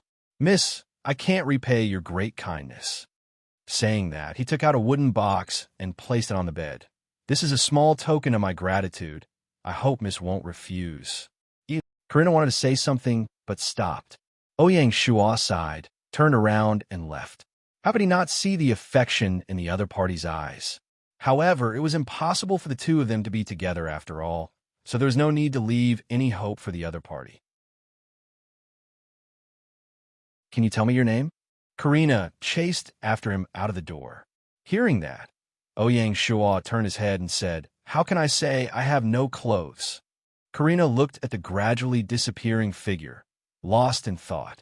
She turned around and went back to the room, opened the wooden box on the bed, and couldn't help but cover her mouth and exclaim. She saw that in addition to the 1,000 gold coins in the wooden box, there was also a booklet. That booklet was a martial arts secret manual that Ouyang Shua had specially chosen for Karina. As the saying goes, an innocent man gets into trouble because of his wealth. Naturally, Ouyang Shua didn't want Karina to suffer because of this windfall. With the martial arts secret manual, Karina would have the power to protect herself, and she would have a chance to completely change her fate. As the saying goes, give a man a fish, teach a man to fish, and you feed him for a lifetime. How can I say I have no clothes? Karina engraved this name into her heart. In the Allied Army's encampment, after a night of dancing, everyone in the encampment was in a state of panic. The Marquis didn't return for a night, and no one knew whether he was dead or alive. The angry divine martial guards led the 10,000 Navy soldiers and surrounded the entire encampment. The 1,000 members of the Goshawk mercenary group were directly captured by the divine martial guards. Even the gentle Zheng, he couldn't help but be angry this time, and he questioned Farah. Commander Farah, you must give me an explanation. Otherwise, we'll do it ourselves. I already said I didn't do it. What explanation do you have? Tita, who returned drunk, was also furious when he heard the news. You still want to argue? Apart from you, who else in Somalia holds a grudge against Marquis June? Zheng, he had already understood the whole story. Do you have evidence? Tita retorted. Shanghai City doesn't need evidence. Zheng's attitude was firm. Tita was furious, and he couldn't control his anger anymore. Don't say I didn't do it. Even if I did, so what? You deserve this for being so arrogant. Tita's words completely ignited Shanghai City's anger. Kill him and avenge the Marquis. The angry soldiers didn't hide their murderous intent at all. Commander Farah, sorry for the offense. Zheng's expression turned cold, and he turned around and said, Execute him on the spot. Yes, Commander. 4 divine martial guards stepped forward and took down Tita, and their tang sword were placed on his neck. What are you doing? Tita was drunk the whole night, and he wasn't sober yet. How could he be a match for the divine martial guards? He struggled with all his might, but it was all in vain. The strange thing was that the Allied army didn't do anything during the entire process. Tita saw this and felt that something was wrong. He looked at Farah uneasily. I'm innocent, Farah. As the commander of the Allied army, are you just going to watch them do whatever they want? Don't you have any backbone? Tita's words caused a commotion in the Allied army. Farah knew that he had no choice but to express his stance. He said in a pained tone, Tita, it's not that I don't want to help you, but you've been too despicable this time. How dare you send people to assassinate our allies? If we let you off, how will others look at the Allied army? How will they look at Somalia? I'm innocent. Tita kept shouting. Farah shook his head as if he didn't want to waste his breath. He turned to Zheng He and said, General, please do as you wish. I just hope that this incident won't affect our future cooperation. Since the Marquis made the decision, I will fulfill it. Farah had given Shanghai City enough face, and Zheng, he had to return the favor. Execute them. Zheng, he ordered. Kill. In an instant, thousands of heads fell to the ground at the same time, including Tita. All the members of the Goshawk mercenary group in the Allied Army's base were killed. Looking at the bloody scene, the base was silent. The muscles on Farah's face were twitching. The faces of the Allied Army soldiers were filled with awe, dissatisfaction, and anger. Shanghai City's actions were a slap in the face to the Allied Army. However, they didn't dare to act rashly. Not to mention that they needed the cooperation of the Allied Army to encircle the pirates. The cannons that the Shanghai City fleet had set up at the port were enough to intimidate them. They didn't doubt that the Allied Army had the ability to destroy the entire port. In fact, it was not impossible to start an all-out war. The fate of the Star State was the best lesson to be learned from. A powerful army was the best pass and amulet anywhere. Because of this, Ouyang Shaw didn't expect that someone would choose to take the risk out of desperation. Goodbye. After executing the culprit, Zheng, he left with his troops and prepared to continue searching for the Marquis in the city. At the same time, he left some space for Farah to deal with the aftermath. By the time Ouyang Shua showed up at the port, everything had been settled. That was how strange things were. The Marquis was safe and sound, and the Shanghai City troops were naturally elated. When the Allied Army received the news, they had mixed feelings. No matter how they looked at it, they felt that the members of the Goshawk mercenary group had died unjustly. Farah was indeed a formidable person. He immediately rushed to the fleet with gifts and apologized to Ouyang Shua. He didn't mention the execution of the Goshawk mercenary group in the morning. The two sides seem to be on the track of close cooperation again. You're tuning into the Warrior Lore YouTube channel. Don't forget to subscribe and join us on this journey to catch the most captivating stories.